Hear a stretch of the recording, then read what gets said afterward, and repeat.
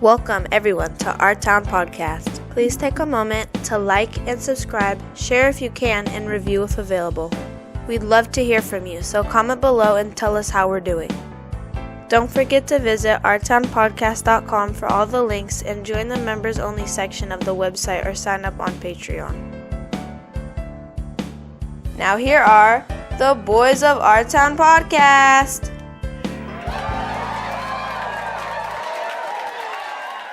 Yeah. Oh, anyway, we got to listen to the lady. She's probably, I don't know, do you think she's done? Do you think she's done, Mike? She'll never be done. She'll never be done. Eternal. It's like child labor laws don't apply anymore. Hello, everybody, and welcome to another exciting edition of Our Town Podcast. Extraordinaire. Mike, episode 121. What? It just keeps going. It's like our... That's a lot. Like we're Sisyphus in the rock trying to get up the hill. Tonight we have council member Ed that's Prince, really nice. Yep. From here in Renton coming in, and we probably Second time. Second time, I think. Nice. Yeah. Really good guy. And we'll probably end up talking a little bit of Renton politics, a little bit of politics in general, but probably talking life. Yeah, it could be a lot of... He's a good dude. So. Yeah. Mike, tonight's safe word, if you're not feeling safe for any reason, is 85 miles. just blurt yell it out. 85 miles and we'll stop this here program and check on you. And you folks at home can do the same thing. Just yell out 85 miles, hit pause. Give yourself a few minutes to breathe, and then come on back and join us again. Mike, 85 miles is the distance, and this is fascinating. It's the distance between the highest point in the contiguous United States and the lowest point in the contiguous United States. I thought this was fascinating. So it's 85 miles from Mount Whitney, California, which is 14,498 feet above sea level, and Death Valley, which is 279 feet below sea level, and it's only 85 miles between them, which is amazing. I don't know if that's center to center or what, but... Yeah, and was Death Valley carved at one point by water or something? I have no idea. I think so. Something like that. Yeah, I don't know. That's fascinating. Yeah, so if you're not feeling safe... I've been to the Death Valley side, but never to that mountain. Have you been to Death Valley? Oh, yeah. How was that? It was sparse. Yeah. Was it kind of fast? I want to go down and take photos and stuff. Yeah. I've been to parts of like the Mojave Desert and such in the springtime. And it's breathtaking. Okay. Oh, yeah. The moment a tiny droplet of water hits, it just turns into... It's like the Garden of Eden. Oh, it's incredible. Wow. It really is. Wow. And way more life than you would think could survive in such a place. Okay. Yeah. I want to go there, and I do want to go to the Salton Sea at some point. Oh. So I'm sort of fascinated by the ghost town... the Salton Sea, right? No. More southern, central. Used to be a resort area in like the 30s, 40s, 50s. And then the lake that was there, small, big lake, I guess they call it the sea, but turned very salty and it killed all of the fish and everything. So there's a bunch of like motels and resorts from the 30s, 40s, and 50s that are still there, but they're all run down. But it's become sort of a mecca for either artists or meth heads. So, was it sold as like a health? Would you go into the lake for your health then, or something? I don't know that. I think it was just an easy place to get to from like San Diego or Los Angeles, places like that, as kind of a summer spring break kind of a thing. But it's all sort of destitute. Now there's still people who live there, but like Havasu without the raves. Yes, exactly. Mike, you want to hit some headlines? Let's do it. Geez, well, we just mentioned the top one here. Yeah, oh man. India, Pakistan are getting at it again. Yeah. Which with deadly consequences, right? Yeah. And you have to go back hundreds of years. Probably even before the British Empire, right, to get some of that controversy. But the biggest thing is... Well, there wasn't the same borders before the First World War, right? The biggest controversy is like Kashmir, right? It's sort of a disputed... that general area, yes. Yeah. And it was about 2 or 3 weeks ago that a terrorist attack hit a bunch of tourists and folks there. And the thought is, I guess, that this is India's retaliation, launching a bunch of rockets. I think that was self-described by the Indian military. Okay. Yeah, is that they were targeting, so they were saying, these groups, right, and the support systems of these groups, but or the group who did that attack, geez, I don't know, we'll see. And then both sides are saying they're shooting down, Pakistan said they shot down jets and drones. It's like both nuclear powers, and both with kind of a pretty right-leaning, militant style leadership, right? Yeah. Is India more controlled by? India's a very diverse country, I realize, and there's multiple religions there. The ruling party right now is specifically an ethnic party. They're a Hindu. They are party, Hindu. yes. Okay, gotcha. Because there's a large. You name it. Islamic. No, it's incredible. It's incredible. Yes, speaking of like melting pot. But India's astounding. It's an amazing place. Yeah. And Pakistan as well, I'm sure, right? But that's a tense situation. It really is. And it's been kind of smoldering like this on that border for some time, right? But drones make it different, right? It is. It's an interesting escalation. Yeah. And by interesting, I still mean dangerous, and I hope it doesn't go any further. Right. Yeah, because nuclear powers are rough, man. And I remember, a while back, but I'm sure they're still able to be in service, as Pakistan bought these old Soviet diesel submarines. They were undetectable by most, like the Poseidon and, the detective systems that the U.S. has, right? Yeah. Oh, man, it's terrifying. Jeez. Yeah. Scary stuff. Yeah. Remember when Pakistan got the nukes? Yeah. Man. I haven't slept right since, But I still, on one end of that, is a human being, right? Right. So. Yeah, and the worry right now for me, too, and, not to invoke the name, but, the administration we have right now, I don't know, has cooler heads enough to come in. I'm hoping that there's some career State Department officials or European heads of we got states. Pete Hegseth, dude. Yes. But I think he wants to sit out this one for sure, right? Yeah. Rubio's the only person I've heard say anything about it. Sort of, be the negotiator of peace. Yeah, no, it just won't fall to us anymore. It's not going to fall to us. Yeah. Right? Yeah. We called it quits. We're not going to do that anymore. Yeah. Right? It's like, yes. And that's not the same as being the police person of the world either, right?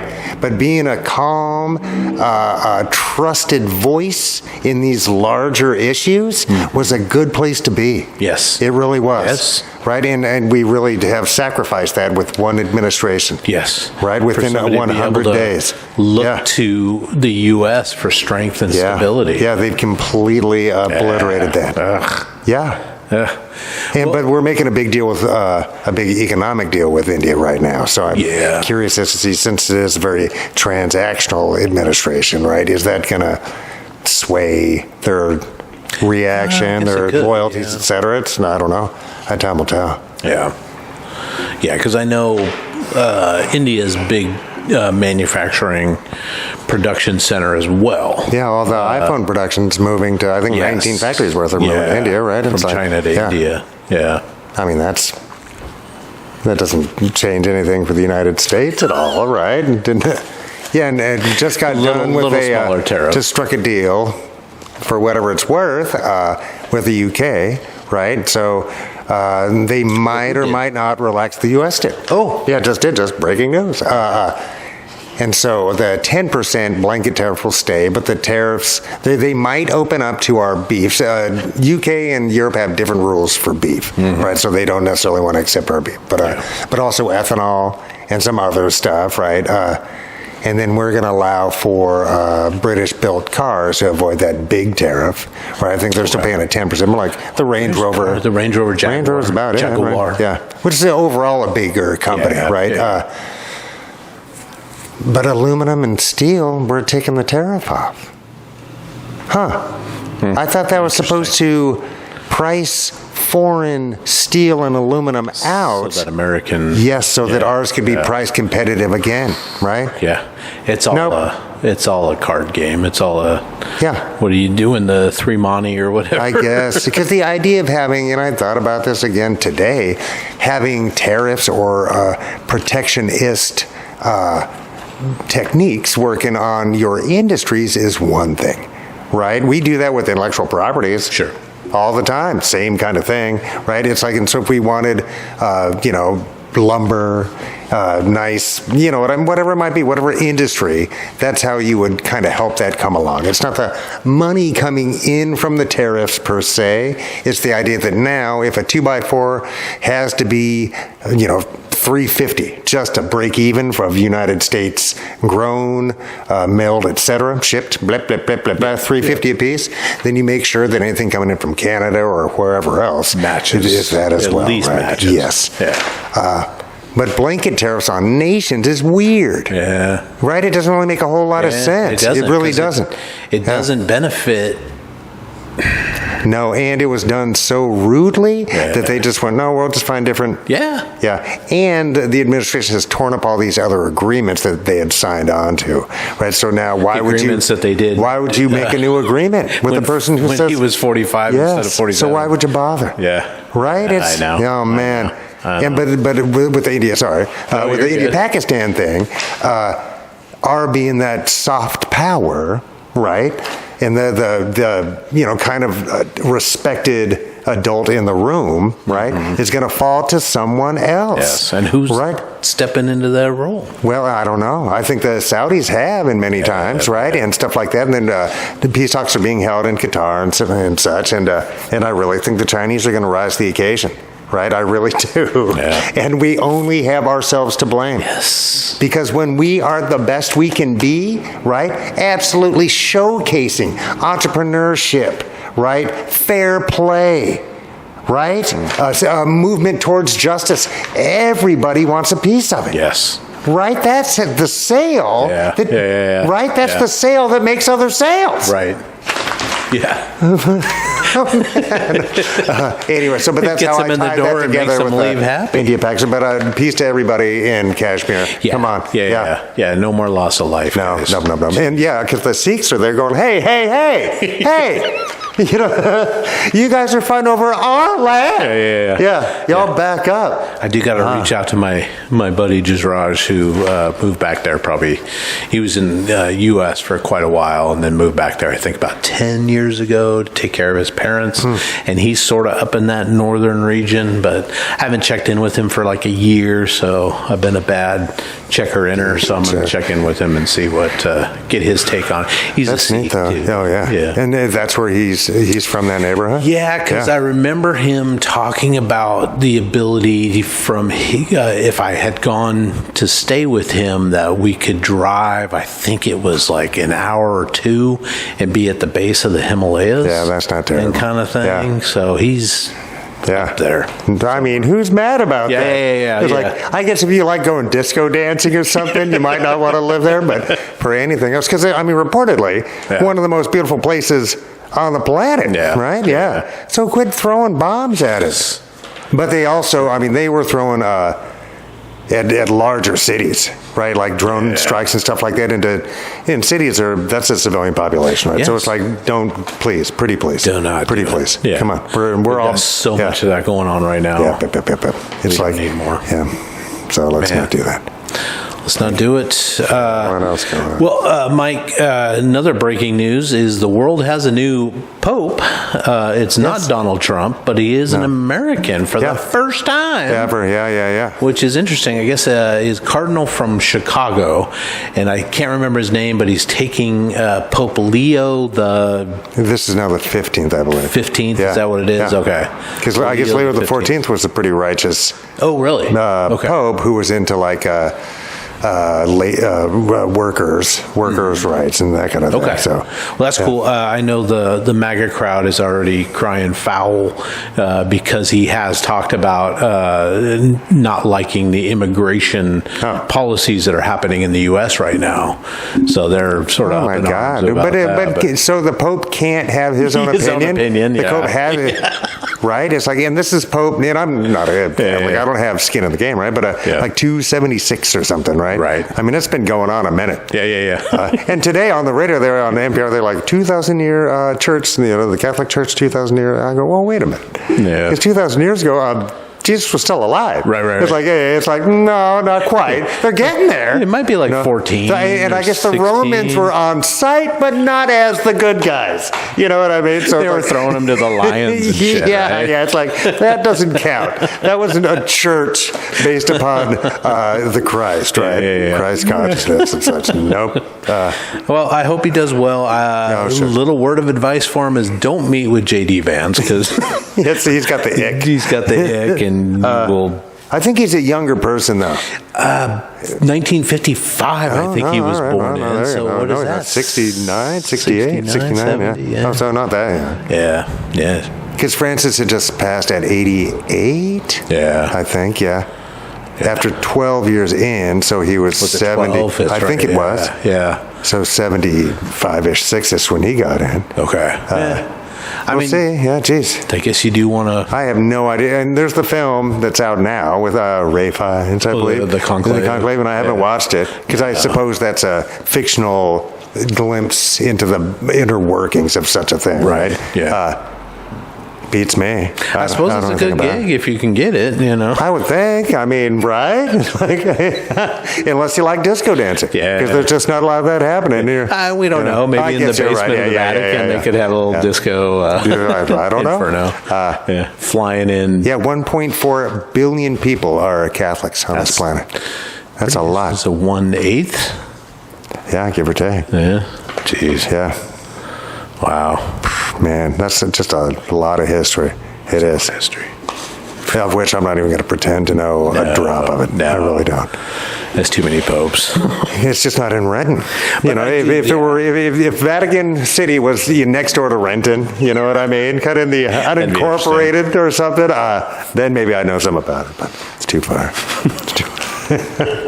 I did do Catholic school for 8 years, folks. I'm not Catholic myself, but I did get a pretty good insight onto Catholic things.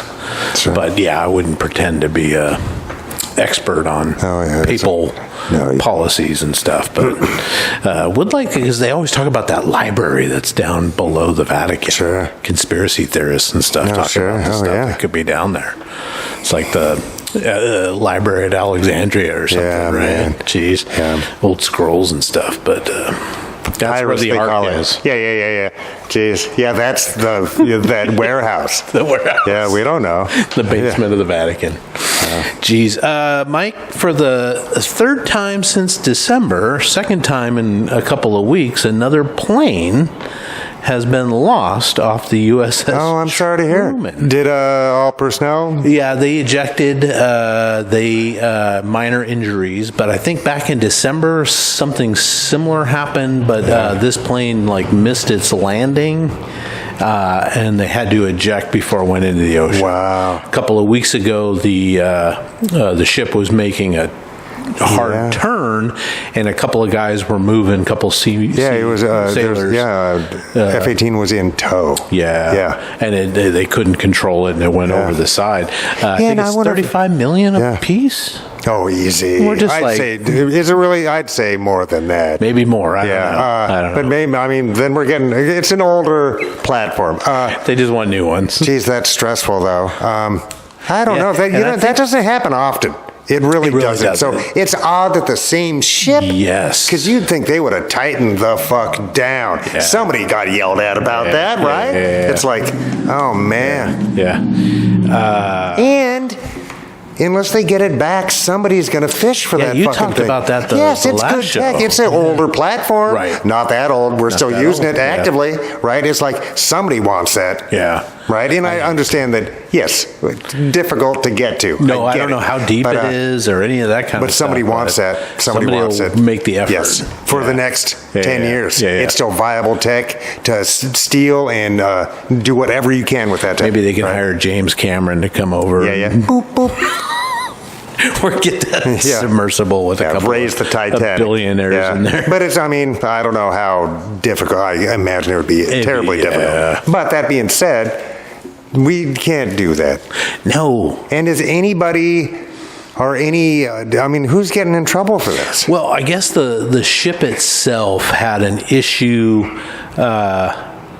where I think it was mistakenly fired upon by the USS Gettysburg. No, that was the other plane. The first one? Oh. I think the first one in December. They thought they were under fire?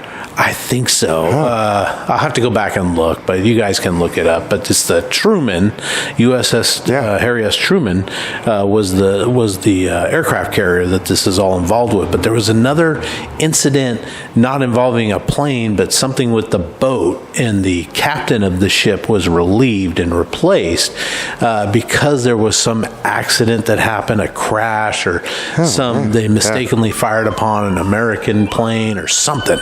So there was already a turnover of leadership on the boat. Jeez. I don't know. I bet that's a hell of a boat. Yeah. Geez, I don't know. I hope everybody just keeps making it home safe, right? It's like, because it's a dangerous job anyway, right? And they all need to be able to trust each other and know why these kinds of things are happening, right? So they can take all of those fears out of their minds because they're in a combat zone to some degree, right? They're getting fired upon. It's pretty hot to me, man. I'd be worried if I were there, right?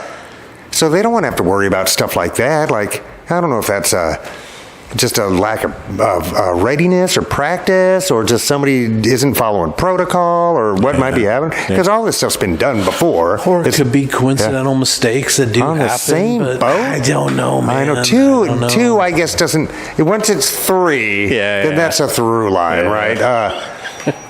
On the same boat, though, that means protocol or policies aren't enough. Right. Because something happen more than once. More training, guys. More training. Get out there. Oh, that's trouble there. Oh, this is a big posse of folks. Jeez, where are y'all going? Where are y'all coming from? Yeah. We heard there was a disco dance. But here for the dance. Keep coming home, boys. Jeez. Yeah. Everybody on that boat. Jeez. Speaking of the Pope, you might have saw that the White House, the unserious White House, put an AI picture of Trump as the Pope out. And then, like the next day or whatever day May 4th was, they put out a picture of weird Trump, Trump Sith thing. I think they thought he was going to be a president Jedi of the United States. And if one of his fans did that, awesome. Make a T-shirt. Yes. Right. Totally cool. Just like a Abraham Lincoln vampire hunter or whatever. Okay. You're a public figure. Great. But to have it on the official, but that's not the great. I mean, he's done all sorts of gross stuff on that site too, right? Yeah. So it's like, or whoever's actually in charge of it, right? But that is bonkers. It's just stupid. It is just bonkers. And he came back and he was asked about the Trump. He was asked about the Pope thing. He's like, "Well, I didn't have anything. That I didn't. I don't even know how that got there. You're the commander in chief, bro." Yeah. So just whatever happens in the office when he's out golfing. Right. He's checked out, obviously. Comes in, somebody hands him an executive order, unwritten. He doesn't. So what's this one? Yeah. What's this one? He's not reading it. Didn't care. Yeah, and then he's making legislation from the Oval Office. Right. Wait a minute. Yeah, executive orders, aren't laws, right? An executive order only applies to federal employees, right? Yeah. But even then, it's not the same as a law, right? It's just dumb. It's just dumb. And I hate to talk about stuff like that because it really does, people accuse other folks that criticize the administration of having the TDS, the Trump derangement syndrome. No, that's just a But there's so many things that just pop up. That we shouldn't be allowing to become normal. Exactly. It is the presidency of the United States, man. Yeah. There is no more serious job. Nothing serious. Yeah. There's nothing more serious and impactful on this planet than that job. Yeah. And I don't see where that type of gravity is being paid to it. No. Right? And that's just shameful that we would even allow such a thing. And it really is. It's Mike Johnson's fault. All of it. It's like Mike Johnson has to go. The House has got to come back because the House is much more. They're 2-year jobs. So they're directly responsive to their constituency, much more closely anyway. Yeah. And they're the ones who have subpoena power, et cetera, et cetera, et cetera, right? So it's like, that guy's got to go. He should go to prison. Or at the very least, he has to get fired because he's allowing one branch to completely negate his branch, to put him out of work, and then he still gave himself a raise. Right. Right? It is grotesque. It's awful. Awful. And he's a weird person. And he's a weird dude. And he's a psycho. And I don't know if he really believes all his psychobabble or if he just thinks that's where his bread is buttered. I'm not quite sure yet.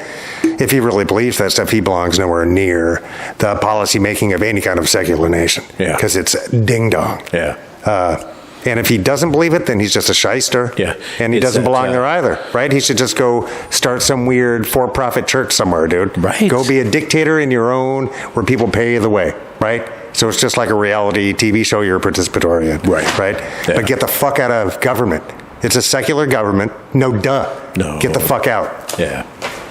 Just sucks. We sucking right now, guys. We sucking. Sort of lastly, and I'll hopefully not mention his name again, but the Trumpster also, and this is kind of funny because I guess Escape from Alcatraz with Clint Eastwood was on. Is that true? TV. I saw that. In a local station. Yeah, was that Moskowitz that pointed that out? Representative Moskowitz.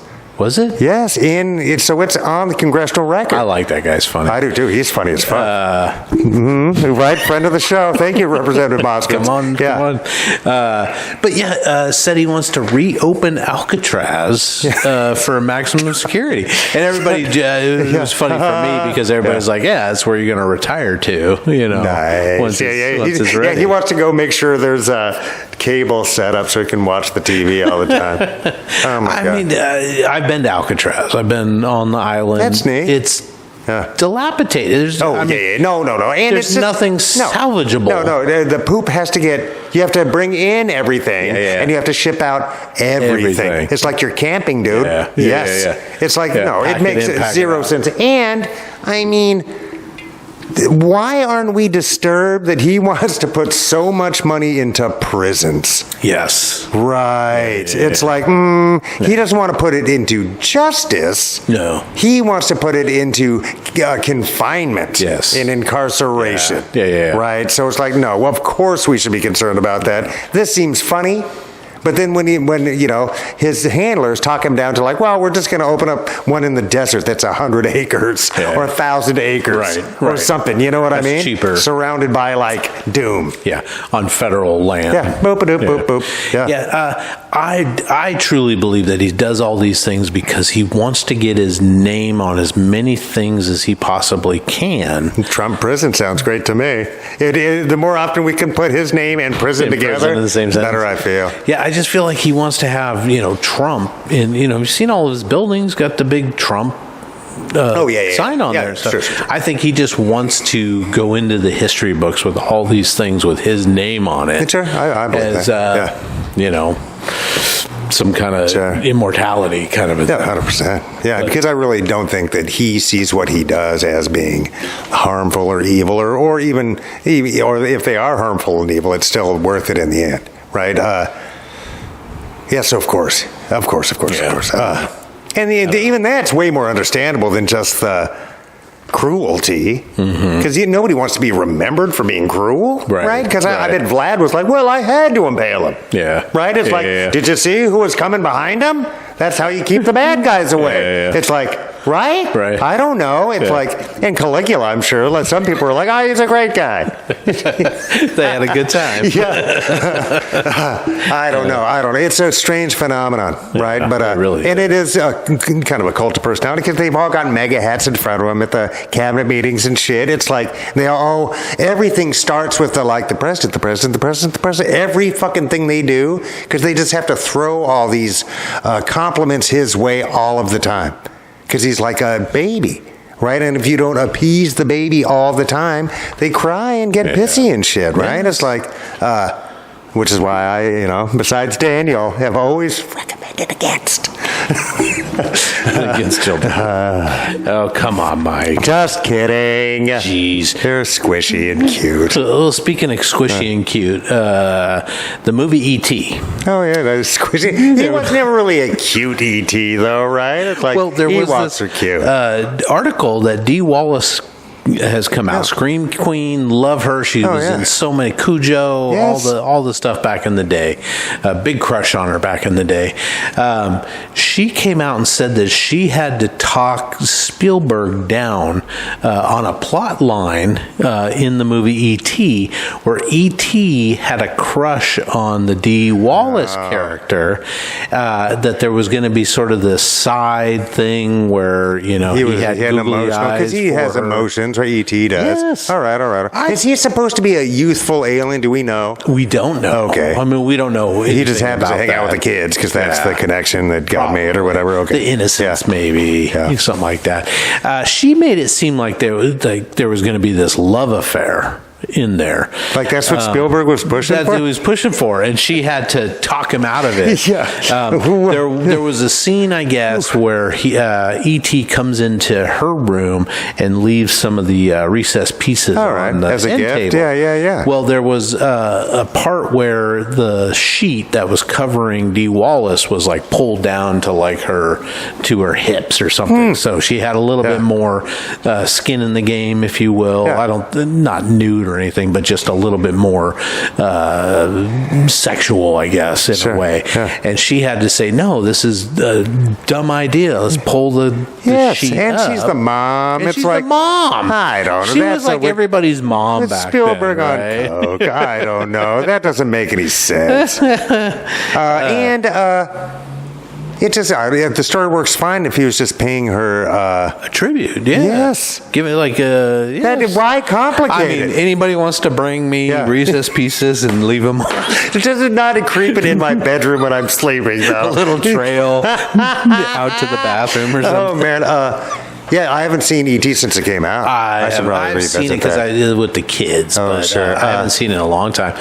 But she said, wacky. She said that there was a whole B story in E.T. about E.T. having a love affair with Mary, a love crush on Mary. All right.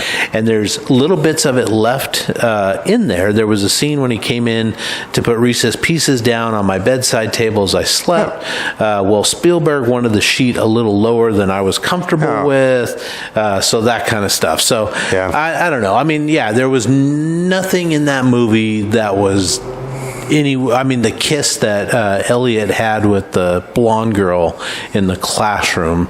That's maybe, all pretty. But because it's from fun and innocent. The whole thing's kind of from a child's point of view. Yes, right. It's I don't know. That's totally. It just seems like it veers way. It shocks me that Spielberg's like, no, this is a way better way to do the scene. It's like, what? No, that makes it complicated. Geez, Dee Wallace, what a treasure. She's great. Is she around? I think she came to Crypticon or something recently. Yeah, cool. Something like that. So good for her. Oh yeah, Cujo scared the shit out of me, dude. I saw that, and I remember reading that too. I think I was like 8th grade, something. And then I went saw it when it came out. Yeah. She's a good actress. She is. She really is, and she became kind of that scream queen. One of the original ones, I would think. Moe's, because she was in all those kind of. I guess so. Yeah. Horror movies. I was trying to think what else she was in. Was she in one of the Friday the 13th? Jeez, I don't remember. Yeah. And if they do E.T. now, if they reboot it, is he going to leave her a dick pic then? Is that what that is? Instead of Reese's Pieces? Yeah. A glowing dick. Oh my God. Oh my God, is that Mr. Ed right there? I don't know, but we do have Ed coming down. Oh, the geez, way. right on. Yeah, what time is it? Yes, I don't know. What? 6:27. He's right on No, time. he is right on. How What a dare guy. council What a member guy. Ed I be don't know. What a on guy. time? Well, geez, should we come back to this Yeah, after? we can come back and do All a little right. bit more news for you, but Geez, so we'll that's take a nice. little break. Yeah. We'll say hi to Ed. Yeah, and we'll just pretend that in the interim we're just hysterically funny. Just you're dying. So sorry you're yucking missing it it. I can feel it coming up. Nice. All right. We'll see you guys in a little bit. We Cheers. don't like child labor until it's interns. And you're like, yeah, no, can you do all of this and then get me snacks? Yeah.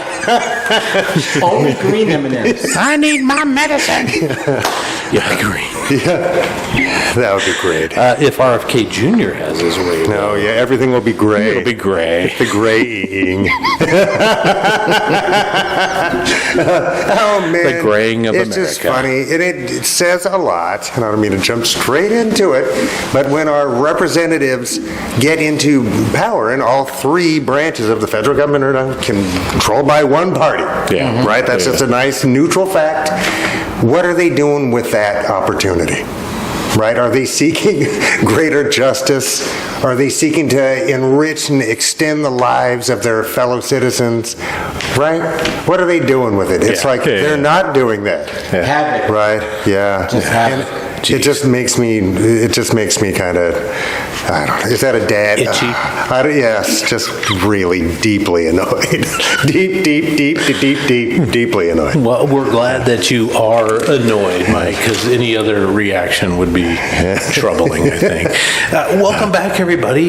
We've got the man in the house. Mr. Ed Prince is joining us Yeah, friend of the for show. the second time. We kind of argued this. Second time. Yeah, right He's on. the two-timer. We haven't... Oh, it's fantastic. We've had a few. Have we have Yeah. any two-timers yet? Well, in my book, you're number one. You're number one. Yeah. All the way through. I'm like Walla Walla. It was so nice. I named it Named it twice. twice. And he's got his Mariners gear on, which Oh, I yes. Oh, appreciate. Oh, yeah, that's nice. Yes, the Marineros, hottest team in baseball right now, Geez, say that twice. which is great. yeah, Yes. that's great. Because usually they don't get hot until just about the All-Star break, right? And then they do really well through July and early August, and then take that dive. But we won't talk about that. Knock on wood somewhere. yeah, geez. I don't want to think about that. But Ed Prince, Mr. Renton himself, Oh, geez. council member, longtime civil servant of Renton. Yes. Back to talk about Renton and life and fatherhood and yeah. sunshine and rainbows and all good things. yeah. Well, fatherhood's not always sunshine and rainbows, but When you have great kids like it. yeah, well, when you have a teenager and a preteen in the house, sometimes it can get so Speaking of the preteen, I saw a photo. I think you posted online, social media somewhere. I think you guys just took a trip to Disneyland or Yes. something. I saw you standing next to your son, and your son. Oh yeah, he towered over me. He's almost Oh 6 my foot gosh. now. No. That kid has sprouted. He's almost 6 foot. Geez. Because I remember when the kids were, our kids went to preschool and kindergarten together and stuff, and when they were tiny, that kid is, Wow, that's fantastic. and I saw that he is ranked number one or one of the top offensive linemen, high school offensive linemen For his in class. Washington State. For his class, yes. That That's is fantastic. amazing. Fantastic. Is that as a freshman? Yeah, well, it's for his whole entire, it's for the class of 2028. Wow. Okay. All right. But that kid has busted his, What? you know whats Yeah. for years He really has. on that sport, and he's come a long way and couldn't be Yeah, prouder. Was that, what was his Little League with Benson Bruins? Yep. Oh, yeah. Benson Bruins. Jeez. What have they been, 30, 40 years at it? How long Benson Gosh, Bruins? Benson's been around since the 60s, yeah? Yeah, right on. Yeah, I feel like my whole life. Yeah, that's great. Yeah, and they've had some turmoil over the years, but I think over the last, I don't know, 5, 6, I'd say over the years. last 10 years, they've been solid. Solid group. So unfortunately, before we got there, they had a treasurer who was embezzling money. Oh, man. From a Little League football. I was All going right. to say, why you would steal money from kids? I never understand.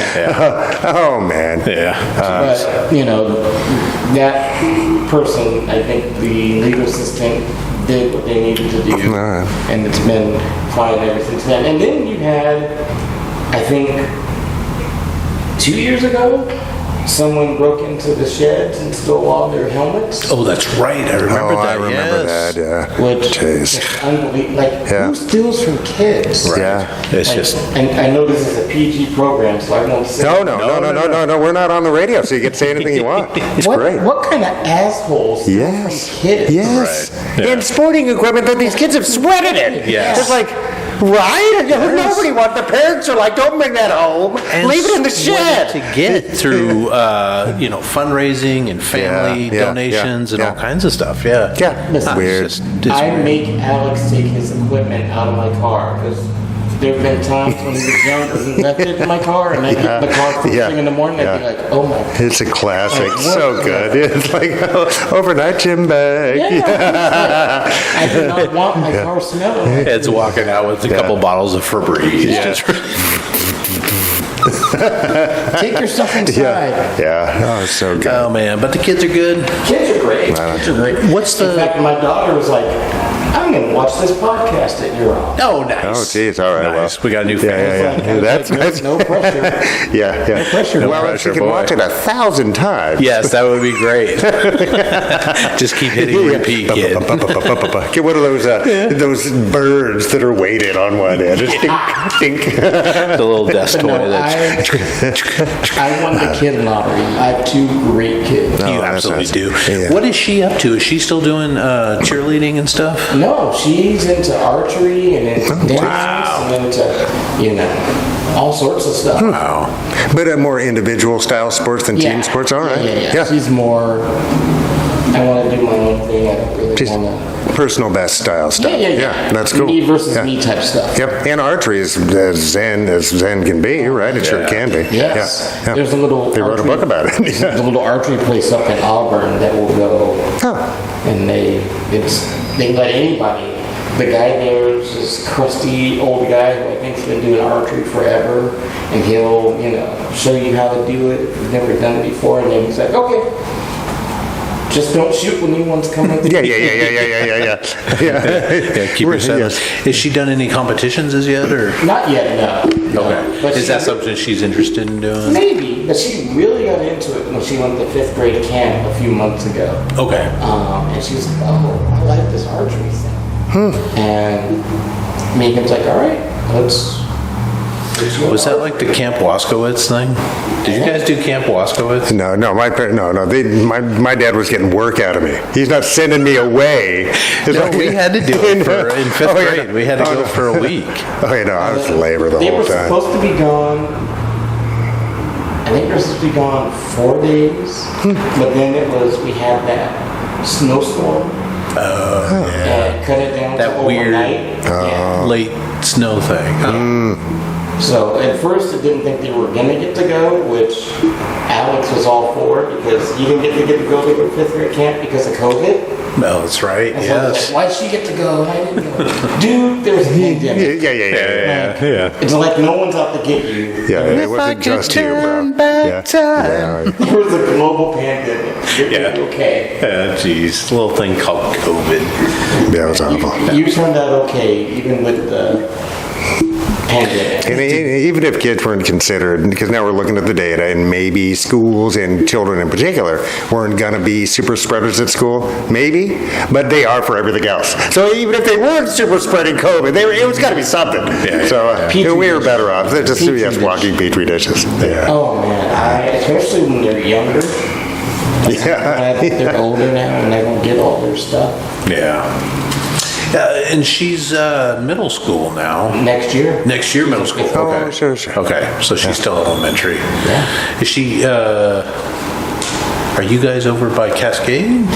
Renton Park. Oh, okay. sure. Got it. Got it. Yeah. Will she be going to? That's Nelson. Right? Nelson? Yeah. Okay. Yeah. On the Nelson. Yeah. It's really That's funny nice. because so the Gervins live 2 blocks away from us.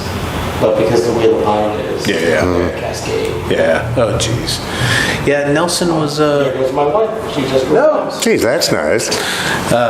Nelson was an interesting experience. Yeah, it was definitely an experience when your son's the Brooklyn Brawler. Very interesting experience. Yeah, has he made a good transition over to? Because you guys, Kennedy's Catholic school, right? Yes, he And you guys has. aren't Catholic. I am. Oh, you are? I didn't know this. I was Okay. raised Catholic. Okay. But so here's the thing. So it's weird, I don't know how to say this. So my older cousin had kids far earlier than I did, like after she got out of law school or whatever. And so her oldest son went to Kennedy and played football. And I was like, I want to go to Kennedy. Okay. So Yeah. All right. Yeah. And they're football, and back to football, but it's a well-respected program. Yes. Oh, yeah. Yes. Yeah, one of the bigger. Yeah.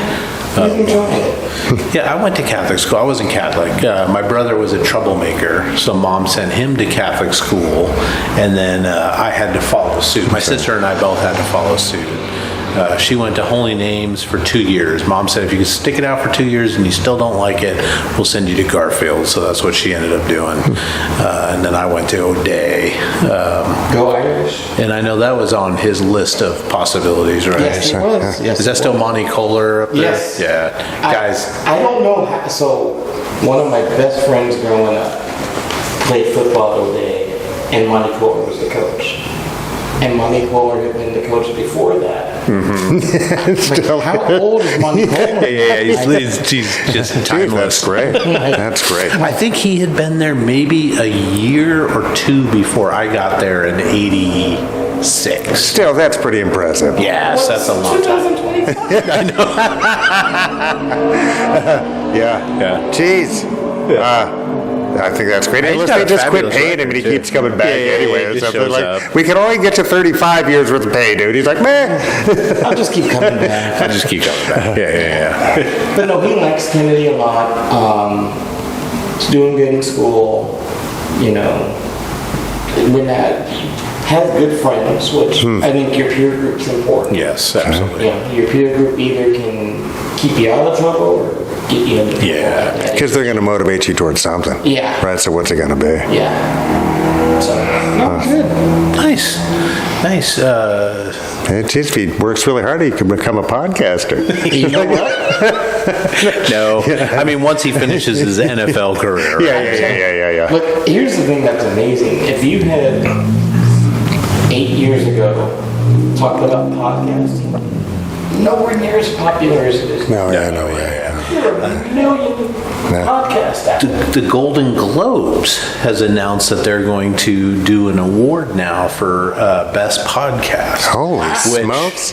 Yeah, come on. Come on, people. nominate committee. Yeah. I got $1 for each one of you. Well. Whoa. How many are in that? Silly meaty. The committee, man. Yeah. It was an honor just being nominated, folks. You like us. You really like us. Jeez. I just lost my train of thought. Shoot. Okay. Well, that your kids are really successful and we're happy Yes. about it. Yeah. So that's nice. Is he getting any attention from universities yet? Is it way too early, or is it? So the rule is they can't really give out an offer until the end of your sophomore year. Okay. But there are these fake offers that they give out to freshmen and 8th graders, which I think is kind of weird. That's kind of weird. Yeah. It's not real until you're at the end. I guess it introduces them to that type of world. It's a social media offer. That's what it is. It's like, I can post about this on social media and whatnot. But Man. I do know because I have to drive him to Kennedy every morning by 6:45 to do weights. that colleges have been coming to the weight rooms and looking at the athletes and doing that. I mean, if because we're not scouts, so we can't do that, but because it would be inappropriate. But they're scouts. Yeah. It's like we're here with the podcast trying to scout out the next talent. I don't know. I just saw that those two Kennedy alumni brothers are going to my alma mater, UW. Yes. Is there any chance in heck? I mean, Depends on the offer, right? if the offer's right, nice. he can go where he wants to. Yeah. I mean, there's no pressure, right? I'll go to these games where WSU shit, but if the offer's right, Nice. he can go wherever. But no, the Coleman Brewster boys are amazing, and Lowen and Derek both really took Alex under their wing last year, and Lowen's graduating going to UW, and Derek graduates at the end of next year, and he's going to go to UW. They're freak athletes. What A couple of brothers that go to Kennedy. They're in Kennedy now, right? Well, Lowen graduates in a couple of weeks, and the other one graduates next year. Oh, okay. But they're footballers or track and field or all the above? Football, right? Football, and the younger brother does wrestling. Wow. Yeah, and they look like twins. Well, sure. They do. twins. I mean, they're just a year apart. It's, But they're... Yeah, just committed to the Huskies, which is a big a get for them, I think. Well, and Derek had Ohio State, Oregon, USC. Like, he had schools across the country. He was going out and doing visits. And I know at one point, I was like, well, maybe he's going to go to Oregon or Ohio State. And then I was like, no, maybe he wants to stay with his brother and go to UW. And go to UW. Yeah, all right. Jeez. I like it. Yes. Well, Ed, what's going on in Renton proper, sir? Any what's been happening with you and the Council's doing good. I mean, we got done with our comprehensive plan last year, which really talks about all the growth that's going to happen in Renton. I mean, and it doesn't take much to look at what's happened as far as growth in Renton. And Mike and I were talking about it earlier, all the housing that's gone in downtown, getting ready for transportation, getting ready for Sound Transit to honor their commitments. when is that going to happen? Supposed to happen 2027. Oh, geez, okay, so we've got a little more And that's time. at the Sound Forward side? Yes. Yep. And the Rainier project is going to finish up right about then, right? I mean, Right around. Rainier project, I might be in the dirt. No. But that's also part of that same seriously, infrastructure, right? Because there's new plumbing guts underneath that.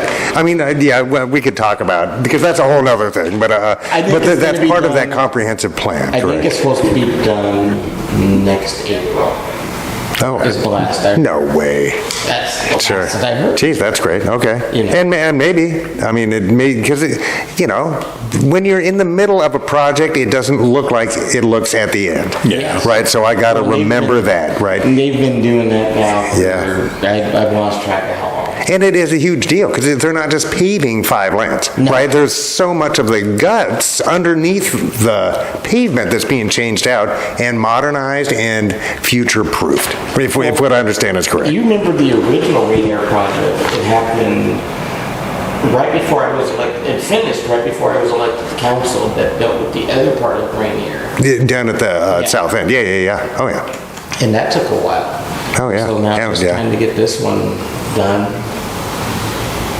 And I don't think the infrastructure was the same either. That was changed in the top levels of it more because when Walmart and all that stuff came in, that's when they did the guts. Yes. Right? So it's like, this hasn't been done for a long time, right? So it's like, if they want to build more stuff along that cross right there, it's going to have to happen.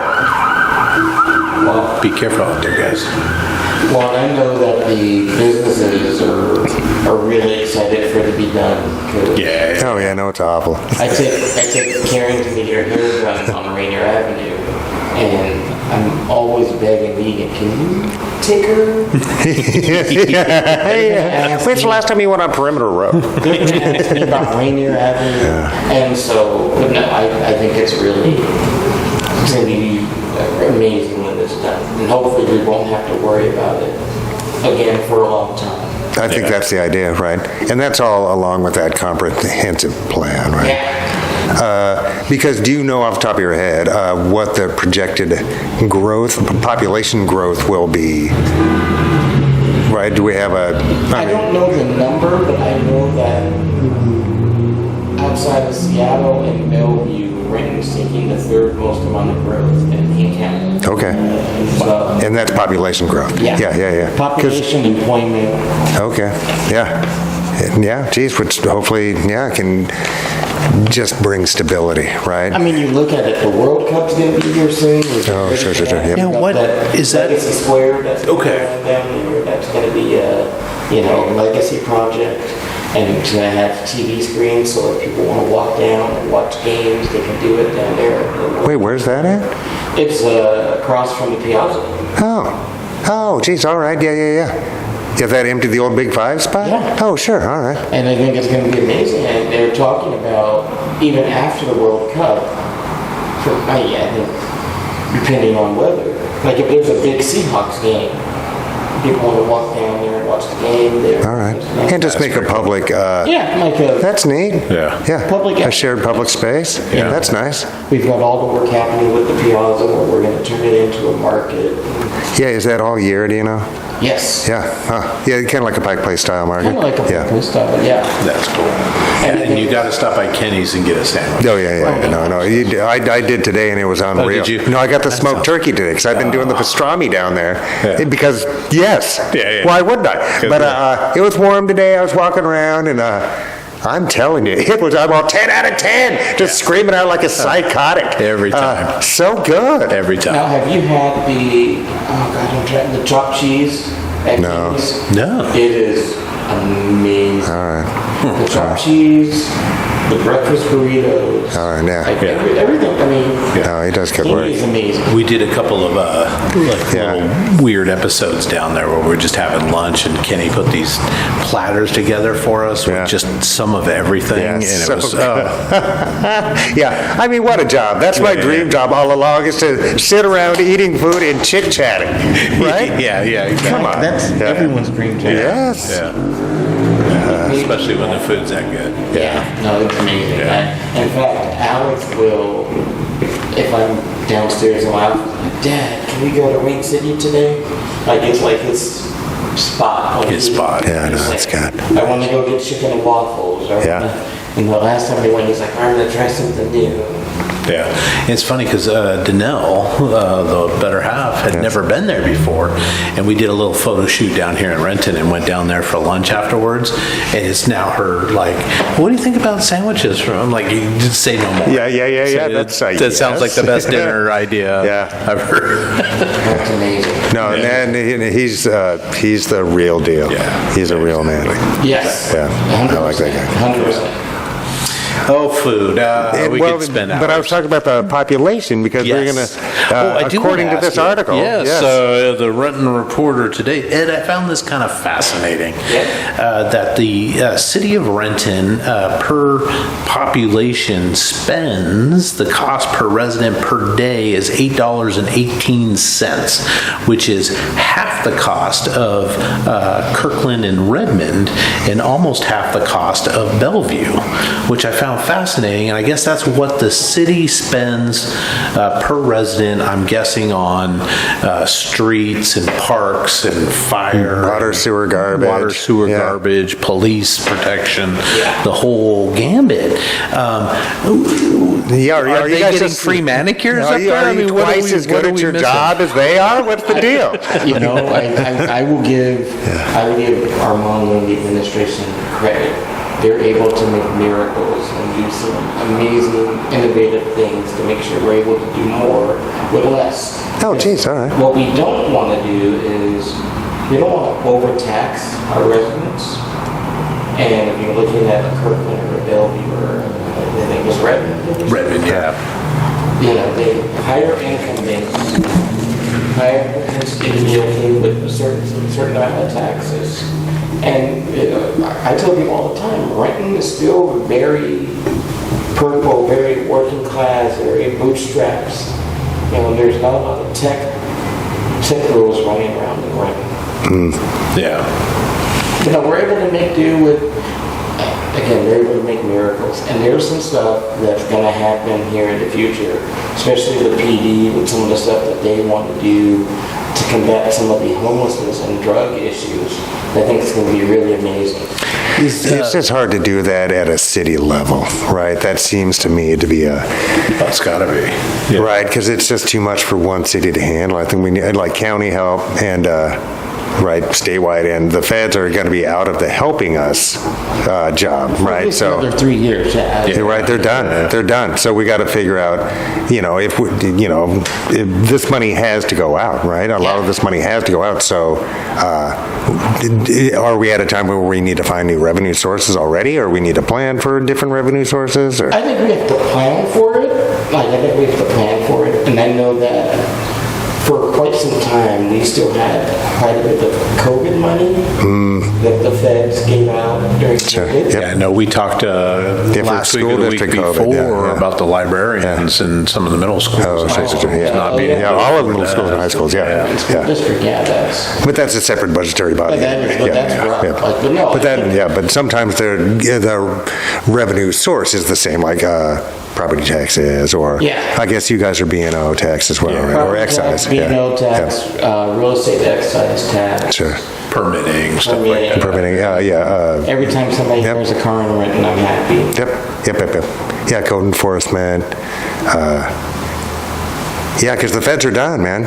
For now. Right? Or we don't think we can count on them. And that's the same thing. Right? So if these services, that we've come to expect and appreciate, hopefully, if we want them to continue, we have to find a way to fund them. Right? And treatment centers or whatever that looks like, because jails don't keep people from drugs. Right? They don't. They never did. How many people are you hearing now that are overdosing in jail? Oh, yeah, no, it's a thing. Especially when these, like we've talked about with, fentanyl is so tiny. The amount, you can get snuck into a place, you don't need a helicopter. No. You know what I mean? It's a... Well, the thing that scares me about fentanyl is that it only takes once. It depends on the person. It's a thing. It's the reverse. It's a tough thing. But we really need to find be brave enough to explore whatever avenues are really going to be of help, right? Be brave enough to look at data, to explore using data, right, and figuring it out, and to have the bravery to move with what's going to work, right? Well, and that is one of the things that we're doing, and at our retreat back in March. I have to remember for a second because sometimes I can't remember what we did 2 weeks ago. Back in March, we were talking about what we needed to do to kind of be more holistic in our approach to homelessness, and what we can do, and what we can do to kind of be more holistic for the drug enforcement that we have here in the city. And my thing is, if it took one lever, it'd be done by now. It's like moving every little, it's like the mic over there, it's like moving every little lever just a little bit. It's like those old puzzles as a kid where you got to slide one to move that and slide it over. And they're real people. Yes. You know what I mean? They are our friends and neighbors and loved ones, and they're citizens. You know what I mean? So no matter what, whether they're friends or not, right? They still deserve whatever we can. Yes. I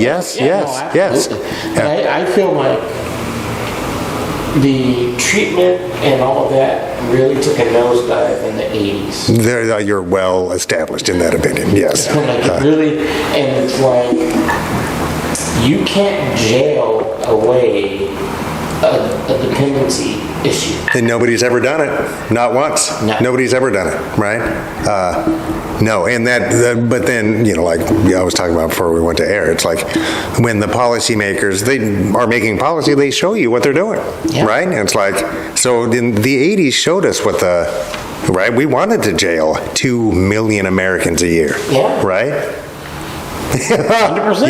Yeah. So, and it didn't help. It really didn't. So.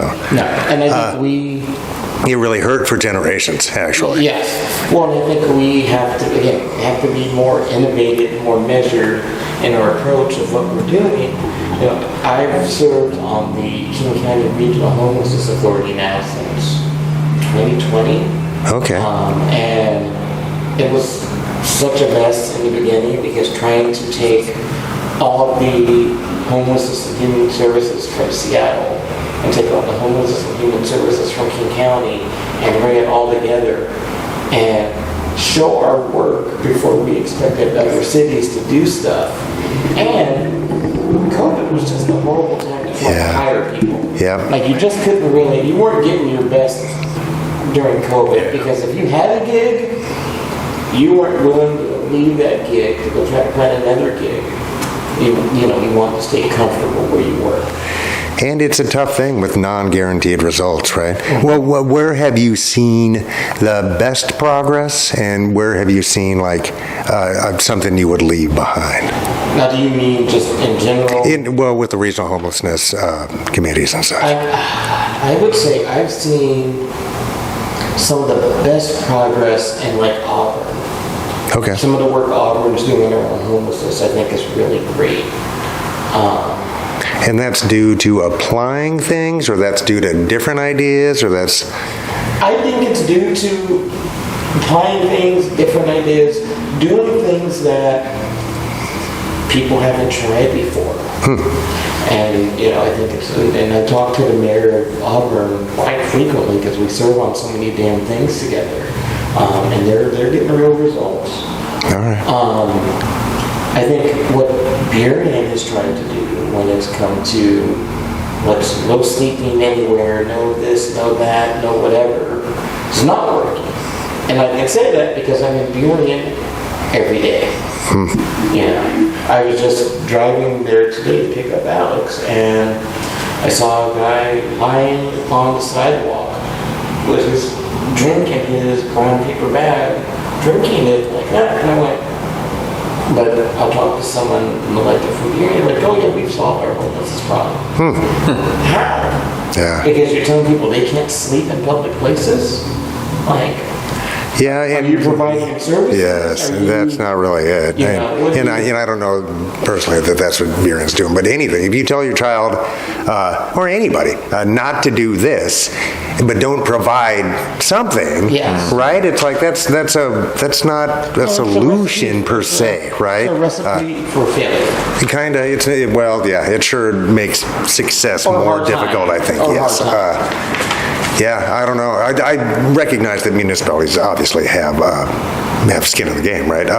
But it's just such a big deal that I think it really behooves a regional homelessness at the very least. And it has, to me anyway, and I think there's some data on my side, is the multi-tiered approach. Like you say, it's not just about housing, right? And it's not just about substance. It's not just about mental health. It's about and employment and opportunity and psychology and all of these things that we humans go through anyway, right?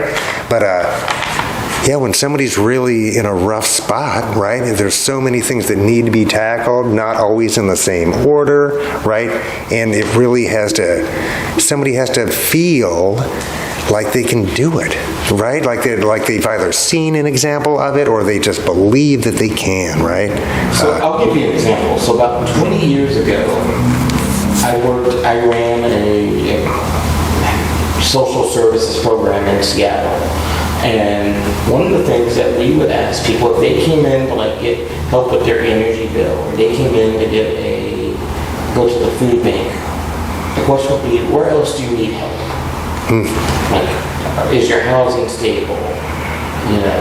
Is all these other things stable? Do you have access to quality health care insurance? Asking all those questions and then working with them to try to help them get what they need. I don't know. And did you see results from that? Yes, absolutely. Yeah, I mean, it seems pretty elementary to me, but not everything that seems logical actually works, right? Yeah. But I think supportive housing style models, I think the evidence is there that they do work, right? So I think that's kind of what that is. And I've gone on record saying this before. Part of the problem we have right now is that people are so fed up with the homelessness issue that they've turned kind of hard-hearted. Which is a dangerous place for people to be. Yeah. I don't want that in my neighborhood. I don't want this. I don't want And forgetting that they really are our friends and neighbors and relatives. Yes. Well, the other thing before we move on to housing, like we're really working gangbusters to make sure that we have enough housing here for the growth that we're going to take. Yeah. Which even with because the airport expansion is a thing, right? How is that going to? Because we're going to have to talk about 6th and Logan eventually, right?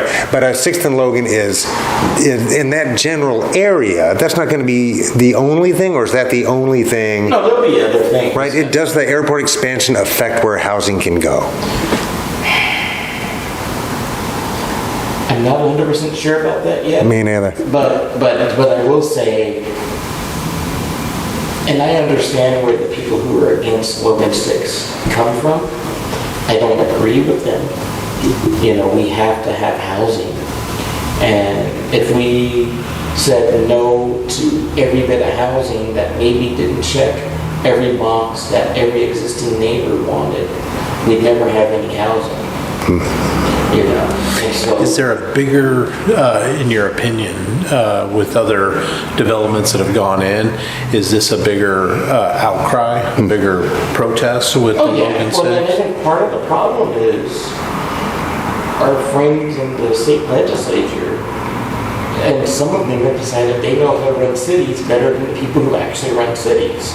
So they put down all these mandates on things of how many parking spaces, how many this, how many that, how many, instead of being like, hey, cities, figure this out.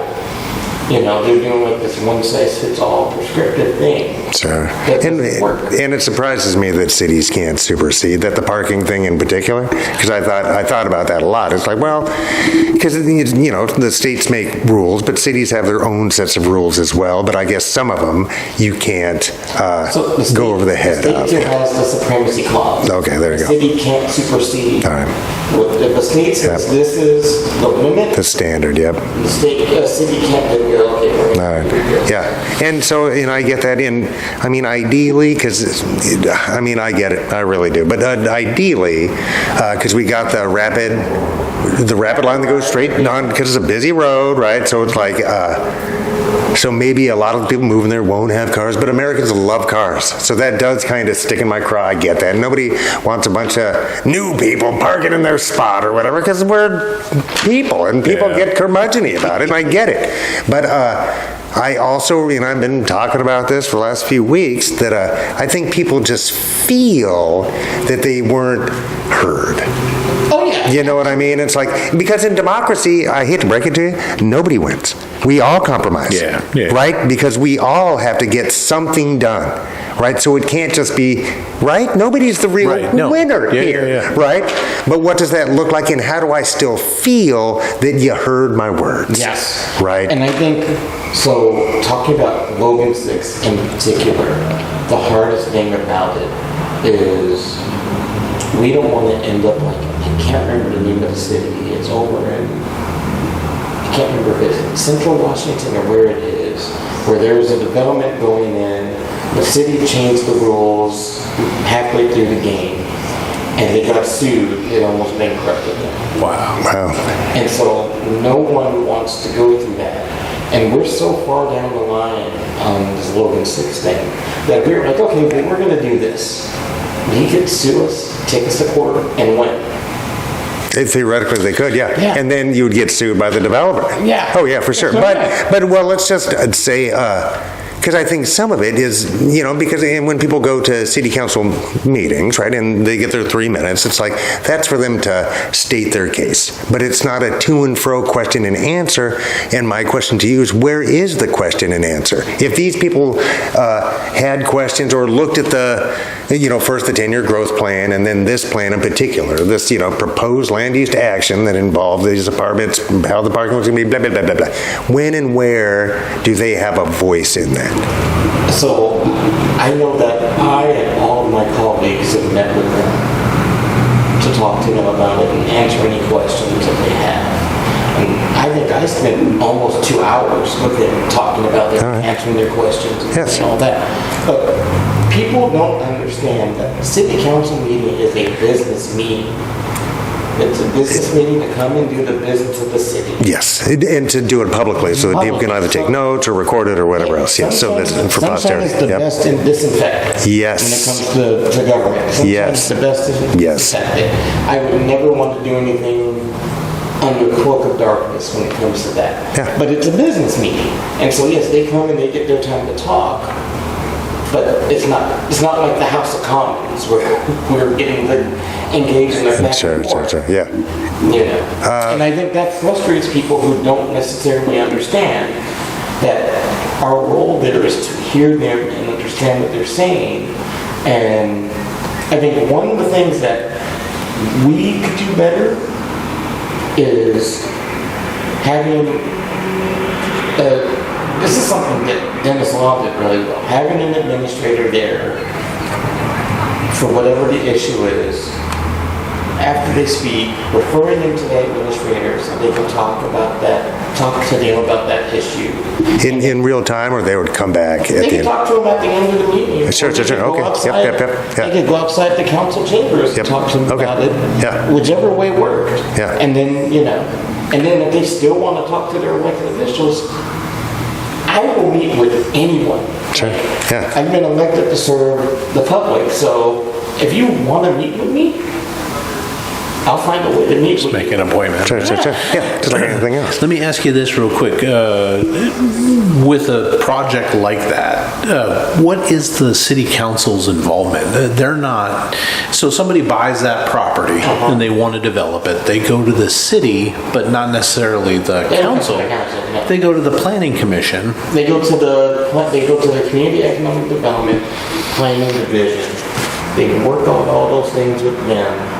If there's something that we have to pass, as far as a zoning change or something, Okay. then it will come to us. That didn't happen with this. But otherwise, it goes through the planning, Yeah. and then they usually have to post a sign. Oh, for sure. Oh, They yeah. get their Yeah. permits, Yeah. and all that. Permitting. And we're not involved unless there's something that happens where we need to get involved. Like there's some city infrastructure that needs to be changed, or Yeah, an RCW that has to get. Yeah. or some. We have to change the ordinance, we have to change the zoning. Or find some money for something somewhere, right? Yes. So, I mean, really, when you first see the notice of proposed land use action and you QR code or whatever, you go on it, that's the point you would have to alter the policy, because then it would be open to public comment, et cetera, right? Because then it hasn't been set in stone yet, You have to right? do something before it gets to a certain point. And so now with the Logan 6 folks, it went to the hearing examiner, which is a big step in the process. The hearing examiner ruled in favor of Logan 6. Had one or two caveats about things. He said, well, maybe the city can do this or that. They have decided to appeal that. The council took themselves out of that role because we were the only city where the council was still handling complex appeals. And here's the issue with the appeals. And this is the thing that some of the people with Logan 6 are kind of upset about. We can't hear any outside information. It's only the information in the record. That the hearing examiner also heard. Yes. Okay. We can't hear any ex post facto information. So somebody would have had to get it to that hearing Yes. before it got to you. Yes. Okay. And so we took ourselves out of it and said, well, you can go to the Superior Court and do it. And that's what they're doing now. And so for me, myself, since they're dealing with the Superior Court, there's not much I can do until that's been decided. Right. Oh, most certainly, right? Let me ask you this, and you may not know, is there any city funds that are being spent to make that project happen? Is there any like tying into a sewer line or upgrade of a sewer line or power structure? Not that I'm aware. Not Okay. that I'm aware. But so That would have been all part of their permitting costs and all. Okay. Yeah. okay. And That's it with- yeah, and I think Mike too, big proponent of more housing. Yeah. We need more housing. It Sure, brings yeah. costs down. It gets people into. But existing residents have to Yes. feel that they have skin in the game. Yeah, Right? definitely. And, you know, a lot of times hurt feelings go away, but sometimes they don't. Right? And you can't legislate to avoid hurt feelings, right? But we do have to be mindful, and I'm not a legislator, but of their property values, and not just perceived property values, because that's different. That's not real, right? I don't know. People But got to yeah, live they're still somewhere, our man. neighbors. People got to live somewhere. Yeah. They do. And rent's a really good place to live. Rent's I get great it. place to And live. single-family homes, I hate to be the bearer of bad news, and I'm so fortunate to live in one, right? But I recognize that that is not the most efficient model for people to live, and not everybody wants to live in a single-family home, and it's really expensive in King County to do so right now. Trust me on that. So sometimes these shared walls can be a way easier place to live, right? Listen, sometimes being a homeowner sucks. They do it, well, it's always something, right? It's always something. But I'm not going to gripe about it. Yes. But even at the worst of it, I'm terribly grateful. I always, terribly grateful. I always think about Yeah. the Richard Pryor section where he's joking about being, you know, every time he calls a plumber or electrician something, it's $500. Doesn't matter what it is. How much is $500? Yeah. It's like every time. Yeah. Just to come out is $250 now. Yeah. That Just was to in the stop 80s. by is $250. That yeah. was in the 80s. Oh my God! It's like I've never charged anybody to swing by. I'm like, man, yeah, but a plumber's like $250, bro. Just $250. before I even walk in the door. Before I put my Yeah. booties on. So I'll give you an example. I had to clean the filter out of our washing machine because it was doing a little error message thing. And so I spent a good part of the day like looking at YouTube, making sure I did it the right way. And I put the filter back in, or I thought I put the filter back in. No. And then, the medium goes to run another little wash. Next thing I know, I see water all over the floor in the garage. And I'm like, and so I called somebody and they came out and it was like, oh yeah, that's going to be $200. Yeah. Just Just to show I mean, they literally lifted up the washing machine and said, pulled the thing out, Beep, boop, put it back bop. in, Yeah. and then it was 5 minutes, Yeah. if that. Yeah. And I was like, Yeah. my God. But it's the 20 years of expertise Yes, that you're yeah, paying yeah. for. I wish I had a job where for 5 minutes of work, Yeah. Yeah, but for every clean, easy plumbing job, there's the nightmare yes, plumbing job. You yes. can bank up. We're just like, we just want to do 20 Hail Marys. Just hope for the best. It's like Burn some sage. Because plumbing's, one of humankind's greatest achievements until it's not. Yeah. it's not. Absolutely. Oh man. Well, I want to ask you too about because I know it's been a big consternation, I'm sure, for the city as well. But the two big old Boeing buildings down by the landing. Is there any movement on that? I think that we should get a bunch of state money and build a supportive treatment center there. That's what I think. So, here's the issue with that. Or housing. Either one would be Yeah. good. So, when Boeing sold it, they sold it to someone out of state. And oftentimes, when you sell something to someone out of state, they don't have the same care and feeding for something that someone that's local does. Yeah. And I know that the administration, the mayor and his team, have been working hard to get that thing figured out. Okay. Can we find those guys? We have. Okay, cool. Yeah, But because it's like- I do love code enforcement as a revenue stream.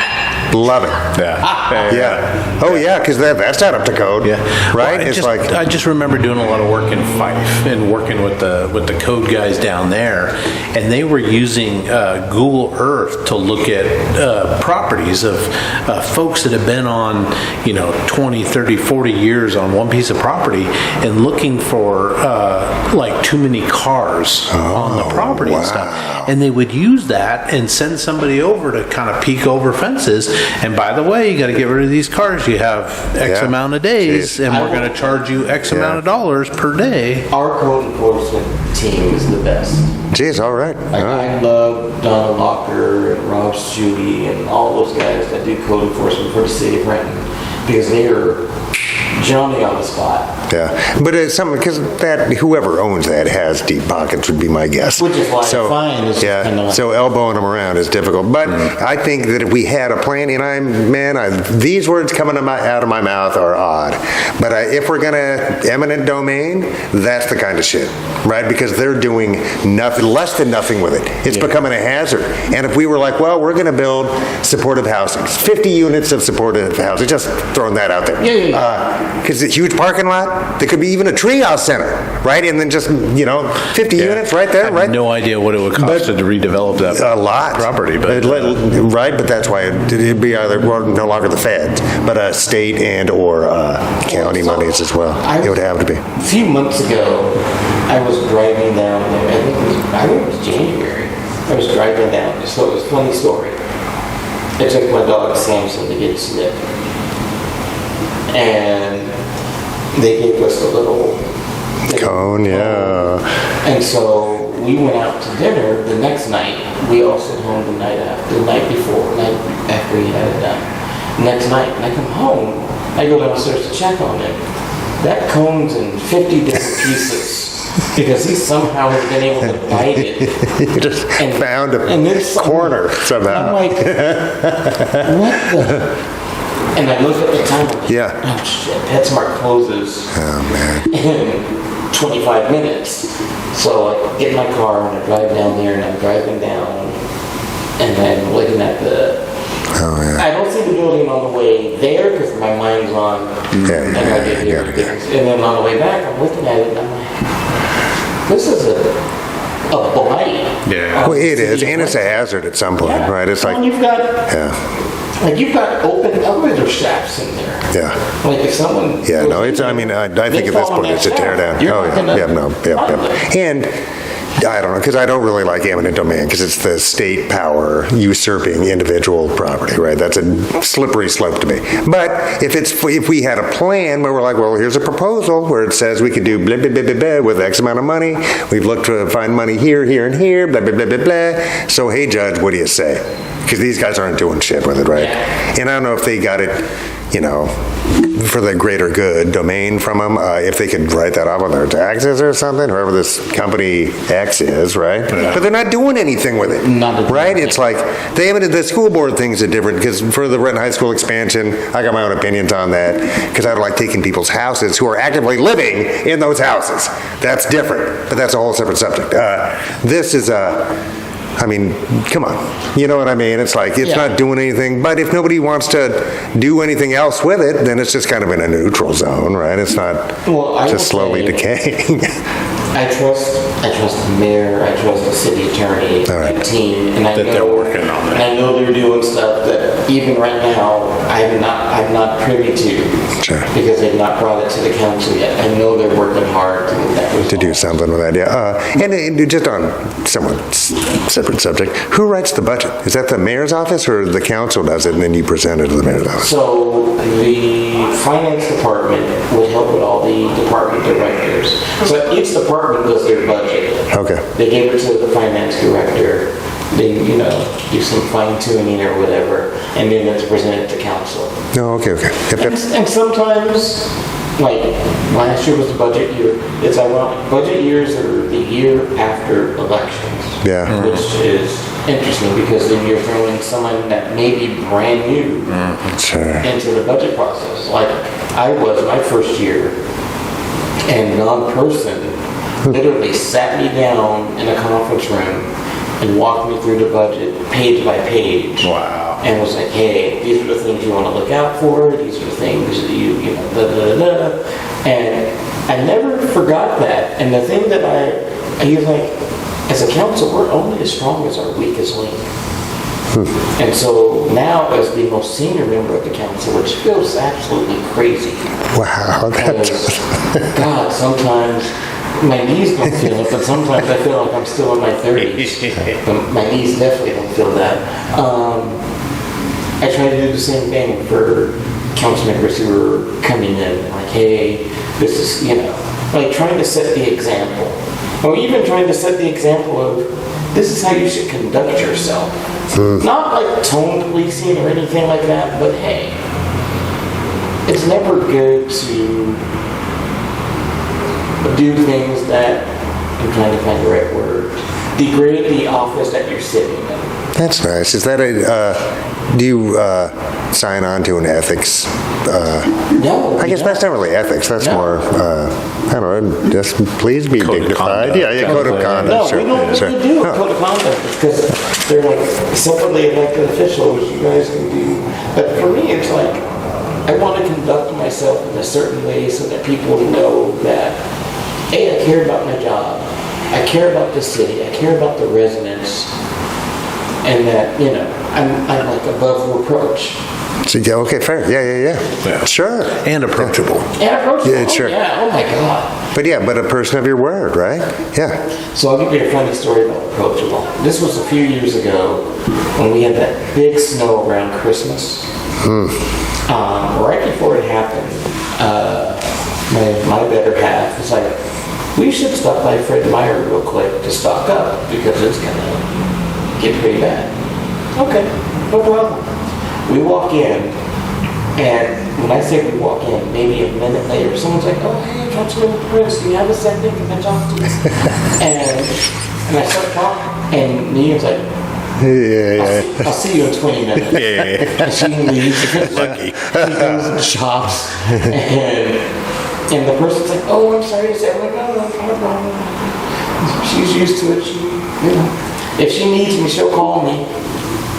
Yeah, so yeah, being approachable because we're in the people business as much as we're in the policy business and doing all these things. We're creating these policies. We're trying to improve the quality of life of residents for people. Yeah, because city we're real is people. Yes. Yeah, I mean, architecture's neat, and architecture can be art, but if there's no people, it doesn't matter. Yeah. It means nothing, right? And it is how we treat each other in this shared experience is the point, right? I trust you, Ed. I appreciate that. Yeah, almost and we can't be. I mean, obviously, feelings are real.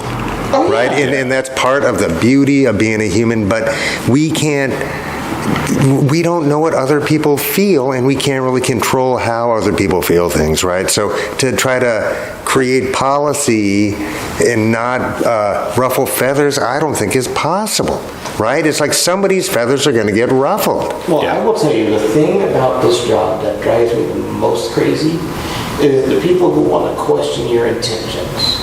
Sure. Oh, you're doing this because of this. You're doing this because of that. You're doing it because you want to run for higher office. I'm like, no. I'm doing it because I give a damn. And I happen to live here, and my kids live here, and my neighbors live here, and I want to make sure that this community is good for the woman that's out there walking her dog. Yeah. Actually, the dog's kind of walking her. Yeah. But, well, for posterity, right? Yeah. And I think that's what adults are supposed to be doing is because we're past our prime. So we're supposed to make the world better for those coming up. Mm-hmm. I don't even know why anybody would have to say something like that out loud. It's the most obvious thing ever. Yeah. I mean, Mike, I'm in my 50s. I feel like I'm still in my prime. I'm in a different week. Well, I sure as fuck am. I'm tired all the time. Yeah. I used to get so much done, and I'm like, I got get two out of things bed done. tired. My list is vast, but the number of checks on that list are like beep, beep, beep, beep, beep, beep, beep, beep, beep. Listen, I remember as a kid not wanting to take naps. I'm so happy now. Yeah. And I'm So like, good. I'm gonna go take a nap. Take a little nap. Sure. Yeah. I get up in the morning and start counting down to the time I get to take a nap. It's like, I can, in 4 hours, I can get. If I get these 3 things done, so good. And but also, once I became a parent, I knew why my parents were trying to get me to go down for a nap.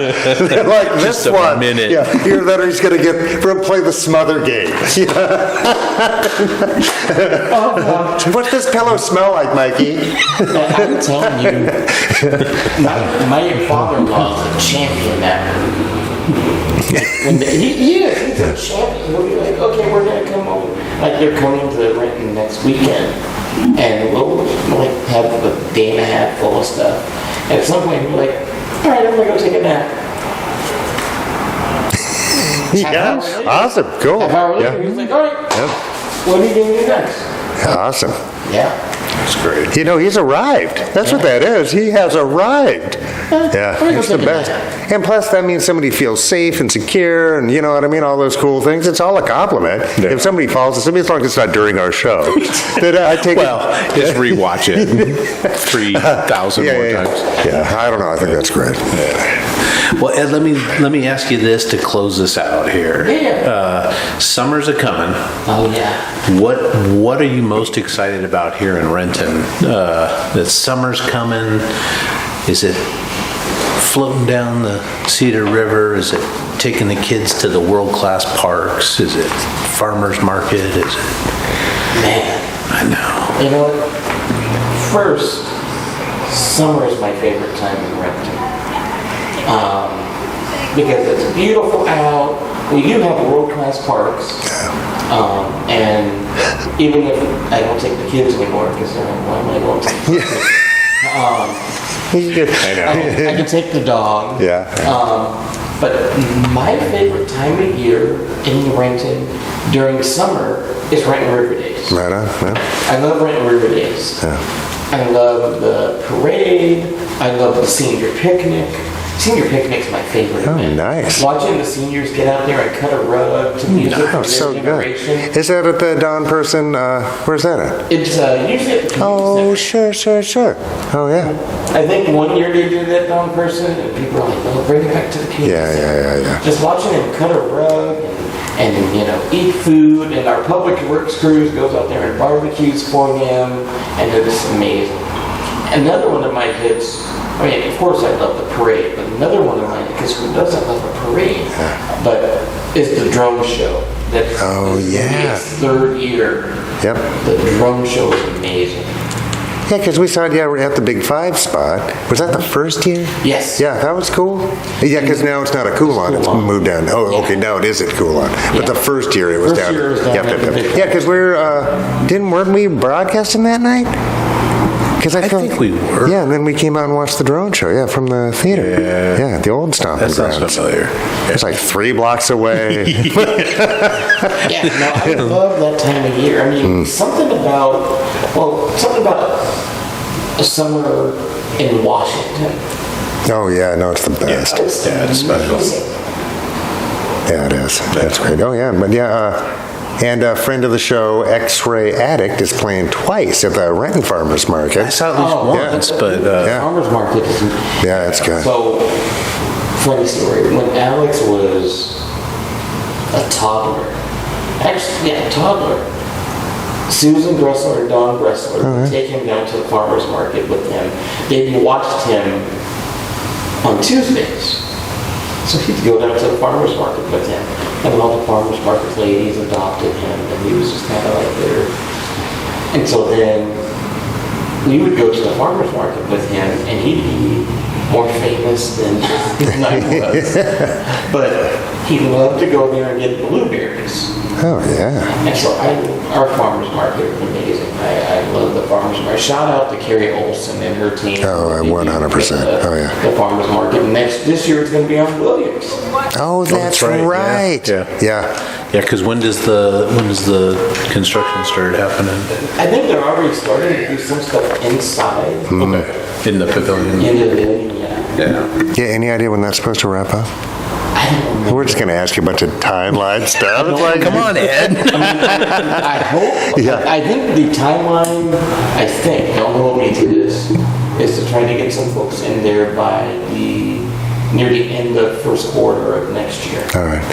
And like Pike Place Market, which is brilliant, it's subsidized by the city, county, and state. But is there going to be subsidies to keep rental prices low in the pavilion? I assume so, but I don't know if we haven't gotten there yet. Yeah. I mean, I know there are people who are upset that we're losing that event space. Well, yes, but I can be upset and happy at the same time. And I get it. I get it. Oh yeah, because and space and rent. yes, and Kenny really made that place alive. Oh my God, he really did. God bless that lad. He did an amazing job. No, he's unstoppable. And I think the thing that I've said to people is, I've been in Renton now 23 years. I've seen events happen at the community center. I remember when you had the tea palace up in the Highlands. Oh yeah. There, I seen them happen at the old Holiday Inn. Yeah. I'm trying to think where else. Oh yeah, and Merrill Gardens. Merrill Yeah. Gardens. Oh yeah. As far as the big stuff goes, right? RTC. Yeah, yeah. Yeah, RTC is actually a great facility for stuff like that. I agree. Oh yeah. But yeah, I mean, the pavilions, it's centered, and that's kind of, even when Gene was proposing it 30 plus years ago, right? It was, because that's how they do it in every other country on earth, is you have these public meeting places. Because that's what people do. Yeah. Right. Yeah, I think it's been a smashing success in all its iterations, right? I agree. So, yeah. But yeah, Farmers Market on Williams, that'll be great, man. Yeah. I'm looking forward to it. I'm looking forward to being there. I think Yoga's going to be pissed.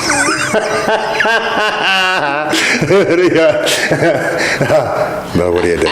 But that's democracy, people. Everybody's mad all the time. You just deal with it. You have to break a few eggs. Yeah, it's a thing. And that is the word of the day, everybody. Compromise. Compromise. Yeah. Right? Because that's how we actually can move along. Without sticks and rocks. Well, Yeah. you look at the federal government right now, and it's my way or the highway. Yeah. And you're seeing the just. Well, I would even accept that if they were telling the truth for 1 minute. It's just all a lie. So it's not even really their way or the highway. It's just like, pay no attention to the man behind the curtain kind of thing. You know what I mean? Yes. Because they have not stopped lying, just like the Putin regime, right? Just like the worst actors on this planet. And that's who they are emulating. It is absolute madness and beneath us as Americans. It is disgusting. Here's what sucks about that, is now you're starting to see that trickle down into other levels of government. No, it would, yeah, because, that mentality is never going to be gone. It just doesn't belong anywhere near policy making, You don't right? want it to, like it's a virus. It's just lazy. It's intellectual, spiritual, and emotional laziness. Well, I'm saying it's a virus because it infects everything that it touches. Yeah. Like, if you and I disagree on something, you and I can still go grab a beer afterwards. Oh, yeah. Now, some of these people, they disagree. You're the enemy.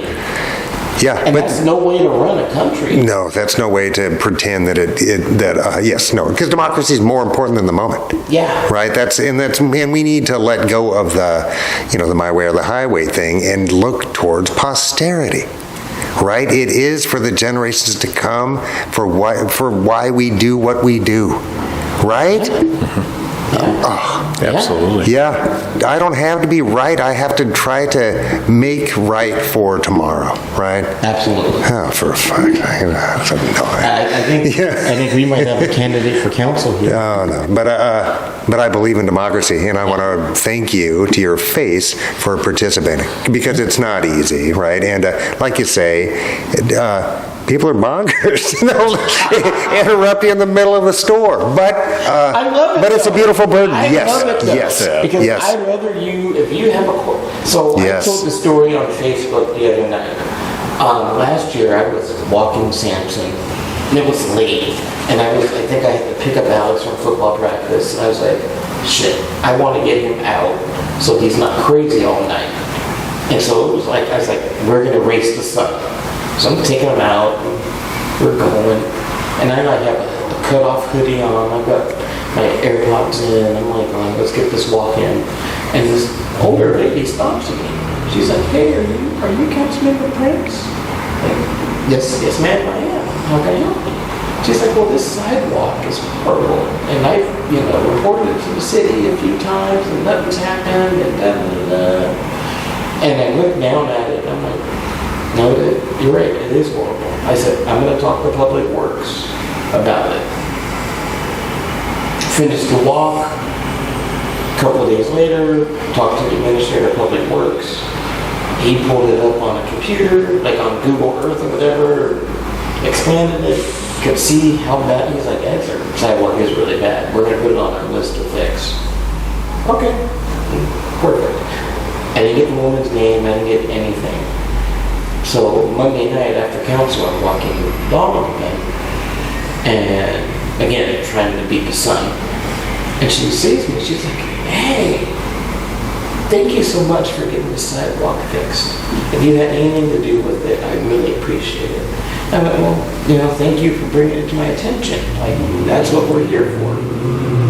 We're here to try to serve the residents in the best way we can. She's like, well, it's perfect now, so thank you. Geez, that's great. And that's why I do this. Yeah. And is there a place on the City of Renton websites and such where people can look at projects that are on the list to get checked off or anything like that? I wonder if there is, because that might allay some of the feelings, right? If people know there's a gazillion things scheduled to be done in this kind of order or something. And what do they expect for $8 a day? You know what I mean? It's like you talk about that, but we did a thing where we did I can't remember what the heck it was called. Transportation Benefit District. And we're using it to fix our sidewalks. The other thing that we did, and this is why I say that the administration and everyone's so innovative, we bought our own paver. Nice. All right, yeah. So the city can now fix its sidewalks on its own without having to contract. And pay a premium with the contractor, right? So now we have our own paper. Oh, so you have the own city employees. And that's under transportation? That's Public Works, transportation. Oh, sure. Okay, yeah. Geez, that's great. I don't know if that makes sense. Just like we have our own snowplows and stuff, so we're not dependent upon. But cities don't often do that. Well, it's a big capital expense, right? Not all cities can afford to do so, but we're also a big city with nothing but hills, right? It's like, and a lot of neighborhoods, because I'm on Talbot now, and there just wasn't a lot of sidewalks. Bryn Mawr, being as old as it is, they put all the stormwater underneath the sidewalks, right? So they had an excuse to build sidewalks, but I think up there, it's a different trajectory for where that water runs off, so they didn't really have to, right? And however it was owned or whatever. So much of it was probably unincorporated King County at a certain point. Oh, maybe, sure. The county doesn't have time to... No, they got no money. No, everybody's trying to get rid of Bryn Mawr. Like, somebody take my wife, please. Well, I'm talking about Talbot. Oh, Talbot, yeah. And I think it was just the time period it was built. They weren't really doing it then. It's like, I don't think anybody's bothered by it, but it also cuts down on fixing sidewalk expenses. And trees, like Seattle's elm trees were busting through sidewalks, etc., and we cut them all down. And then it's like... Oh, people were... Yes. And there also was the Dutch elm disease that came through. I remember that. But well, and one of the things is our arborists, our old arborists, talked about how years ago they planted the wrong trees down here on 3rd. It was having an impact on the sidewalks. And so they had to get rid of those trees, and people were so upset. And we're like, but it's a safety hazard. It just creates its own set of problems, right? Because there's a lot of stuff, we don't think about it, but there's a lot of stuff underneath the roads and sidewalks that our cities are dependent on. Oh, there's Theo. I think it's famous. No, he's the top 5 best bass players I've ever seen in my life. That's awesome. Oh, no, it's unreal. Yeah, Renton's lucky to have it, actually. So I could talk about this stuff all night. Yeah, but I like trees, for the record. And Oh, trees I are do really good too. in cityscapes, but like you say, how do we find species and techniques You to have plant have these the right trees? trees. Yes. So Yep, that yep, you're yep. not impacting the sidewalk. Yeah, so that it's not a net problem, it's a net benefit, right? like trees But that's too. that's kind of what arborists do. That's I kind of like their people job. Is better. to, yeah. And I don't want someone tripping on the sidewalk. Yes. Because we have a certain type Yeah. of tree and they're Yep, yep, yep, yep. incompatible. Yeah. Yeah, because they do bring a better quality of life. I think it's been shown that it keeps the cities cooler, especially with, climate changes, et cetera, right? So all those are good things. And also, again, for posterity, right? Because you plant a tree, the wise man plants the tree knowing he won't rest in Never its shade or whatever. Yeah. It's an old adage, but it's true, right? These are all things that we do for the future, right? It's so funny you say that because I tell people all the time, being an elected official is plowing a field that you'll never reap the benefit of. Bingo. Because there are things that we're working on today that I will long be off the council when they come to fruition. Yeah. And that's kind of the good and bad of democracy, right? Because like the stuff that, at the federal level right now is going to have an impact for decades, right? And they'll be long gone, right? So it's like they won't have to see or be blamed for the results when the chickens come home, right? absolutely. It's like, yeah, I don't know. Man. But we'll get off the fence. Renton. Yes, we'll do it because my new grandbaby needs, Oh, yeah. Oh, yes. needs the Yeah, yeah. trees Yes. and the infrastructure. Yeah. Yes. Oh, yeah, on the Talbot Hill. Yes, on Oh, the yeah. Talbot Hill as well. Oh, Yeah, grandbaby. Yeah. Yeah. Goober Ed, Papa. thank you so much for doing this. I hope you come back. We'll talk Mariners. Hopefully we won't be crying in our beers. Hopefully we'll be Yes. celebrating, in a few months. Yeah. Yes. And is your preteen, does she have any musical? Do you guys go to shows and stuff like that? Sometimes here's the thing. She's into K-pop. Nice. Okay. Oh, man, that's stadium I stuff. thought K-pop was gone, but I guess it's an age thing, right? They go through the phase. Sure. It's so interesting. She's into K-pop. Alex is into hip-hop that I've never even heard of. Yeah. Imagine.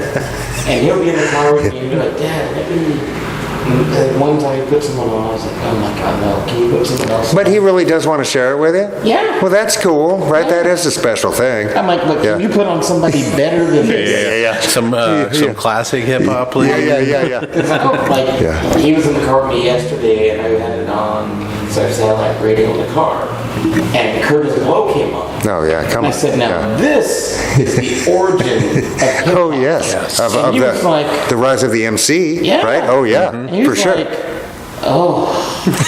It does sound so old-fashioned, though, you know? Curtis Blow but it's so slander in good. his Yeah, car. you can walk, bro. It's cool. I don't mind. Curtis Blow slander in his vehicle. I will drive home alone and enjoy. They're playing basket. Nice.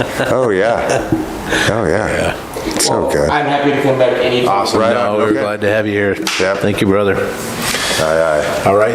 And we'll see you Thank guys you, later. everybody. Thank you. Bye. Mike Snyder, professor of genetics at Stanford. Yeah. Geez, Computer simulation for all of us is what his theory is. that we're in a simulation? Yeah, he considers it, I guess we'll just jump into that. He considers gravity as sort of proof because it's a, let me get this right because I'm not a physicist, but he said he's identified a clue that we're living in a computer simulation because gravity could be the result of the universe trying to make itself less cluttered, like a computer program would. And so thereby it's acting more like a computer algorithm than like a natural law, I guess. I mean, he's probably much more smart than I am on physics, which is Me fine more because smart. he's Melvin Vopson, who's a University of Portsmouth physicist that came up with this idea. said this is another example of data compression and computational optimization of our universe, which supports the possibility of a simulated or computational universe, he wrote. So, I don't know. I mean, there's a lot of people that run that theory, but the main argument that I think is sort of funny and fascinating against the idea of it is, why would a computer simulation allow us to have that thought that we are in a computer simulation, right? It seems antithetical to I don't know. Yeah, I don't really have any. I've never felt the need to look into that at all. The holographic universe thing is neat, but it's also one of those things where it's like it's a lot of anecdotal and not empirical, right? Interesting though. Gravity's a trip. Right? I'm not going to pretend to be able to explain hows and whys and what fors with gravity and such, but and I can see that, like, especially if you call it information compression, right? That's an interesting take on that. Well, I know gravity keeps me grounded, so. No. Classic. It's a horrible dad joke.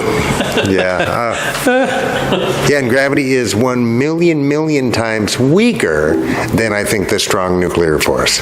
Oh, really? Yeah. Oh, wow. Like, I mean, was that 200 or 100 billion or whatever times weaker? But still hurts a lot.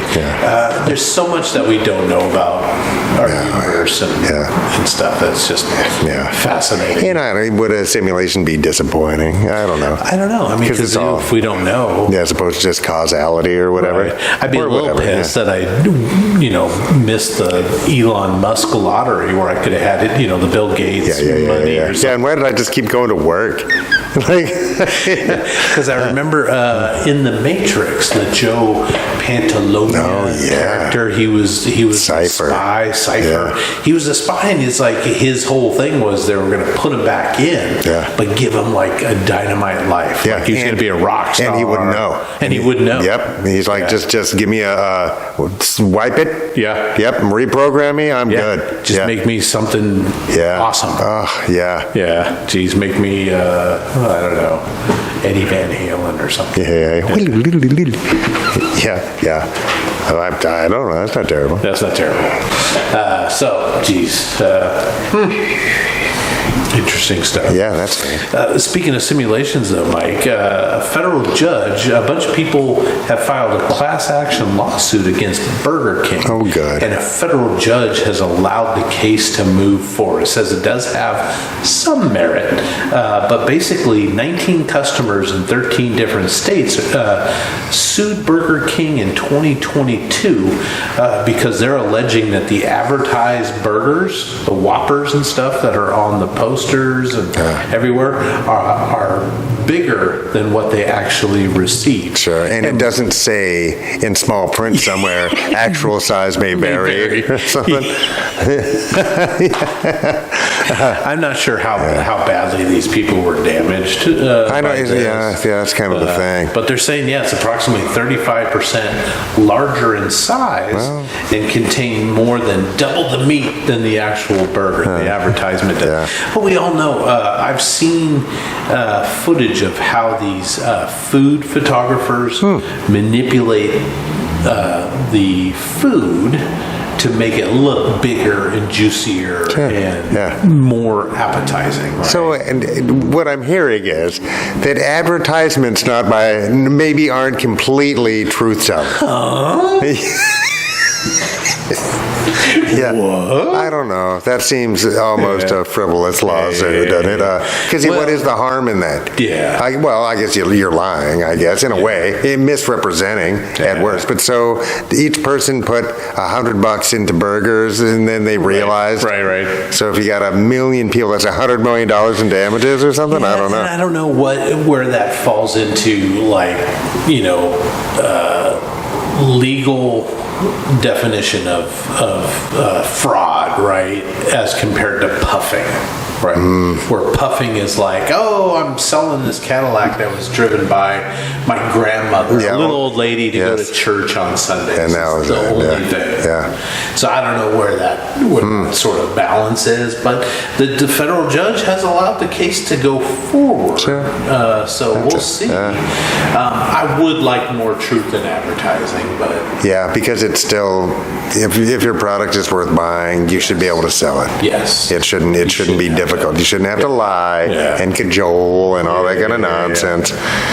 Yeah, and that's, just like with government or whatever else, the brutal capitalism or just the fibbing capitalism is what annoys people. Yes. Nobody's really mad at just like entrepreneurship or whatever. You know what I mean? It's the manipulation of us in that process that people get mad about, right? And kind of rightfully so, right? Because lying is still bad. And even a white lie, like a larger burger photograph, right? That's sort of a white lie. Maybe not if there's, there's a lawsuit in it, so it's not without harm, evidently. But I just don't know what the harm is. Did they eat there once a week for a year? Yeah, what was the guy who ate McDonald's exclusively or whatever? Spurlock, Morgan Spurlock, who's passed away. Oh, yeah, that'll do it. But 30 days of McDonald's. Oh, man. Folks, go home and get some quality food in you. Yeah, and I just wonder if we really do get rid of food colorings or whatever, or at least the non-natural ones, because there's beta-carotenes. Everything could be orange. It'll be gray or orange are our choices. Or beet red. So everybody's just peeing red now, because everything's colored with beets. Because we're not going to eat gray food. No. We're not. And it's like...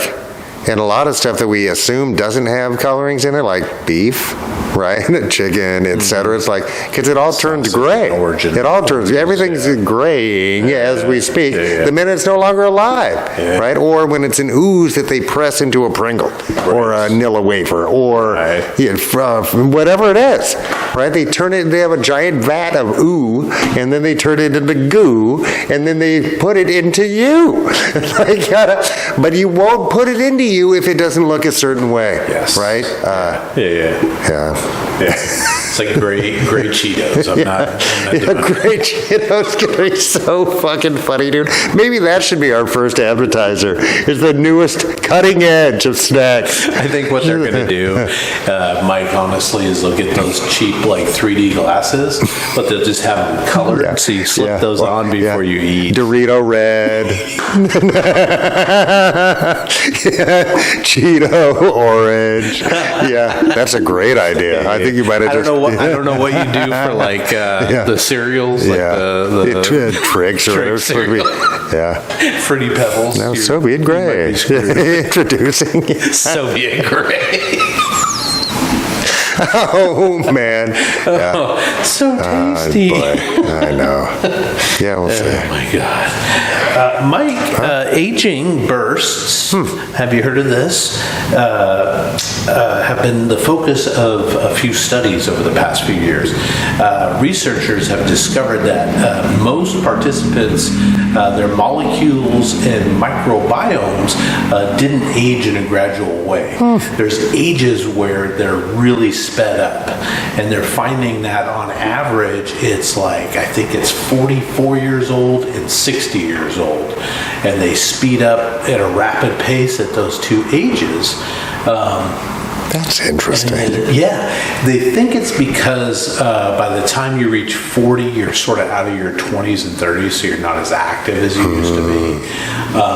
And you're slowing down, you might be more of a couch potato and maybe eating worse foods for you, at least not exercising as much, or at least, getting your metabolism rate up a little bit. So it sort of makes sense, but those two ages are the ones that...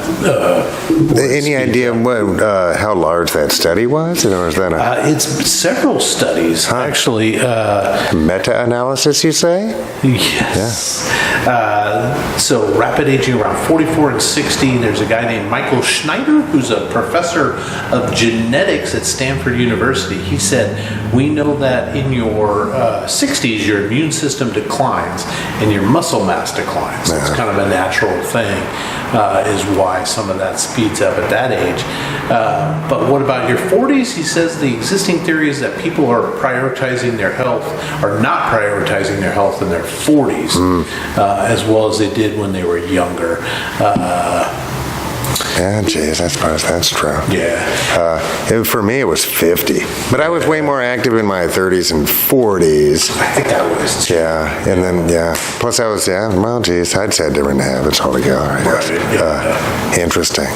Yeah, 44 and 60. Geez, bummer. Yeah. It's coming right they up. say there's no, like, don't turn 44 and then suddenly, do good habits. Yeah. While you're there. Don't just start exercising.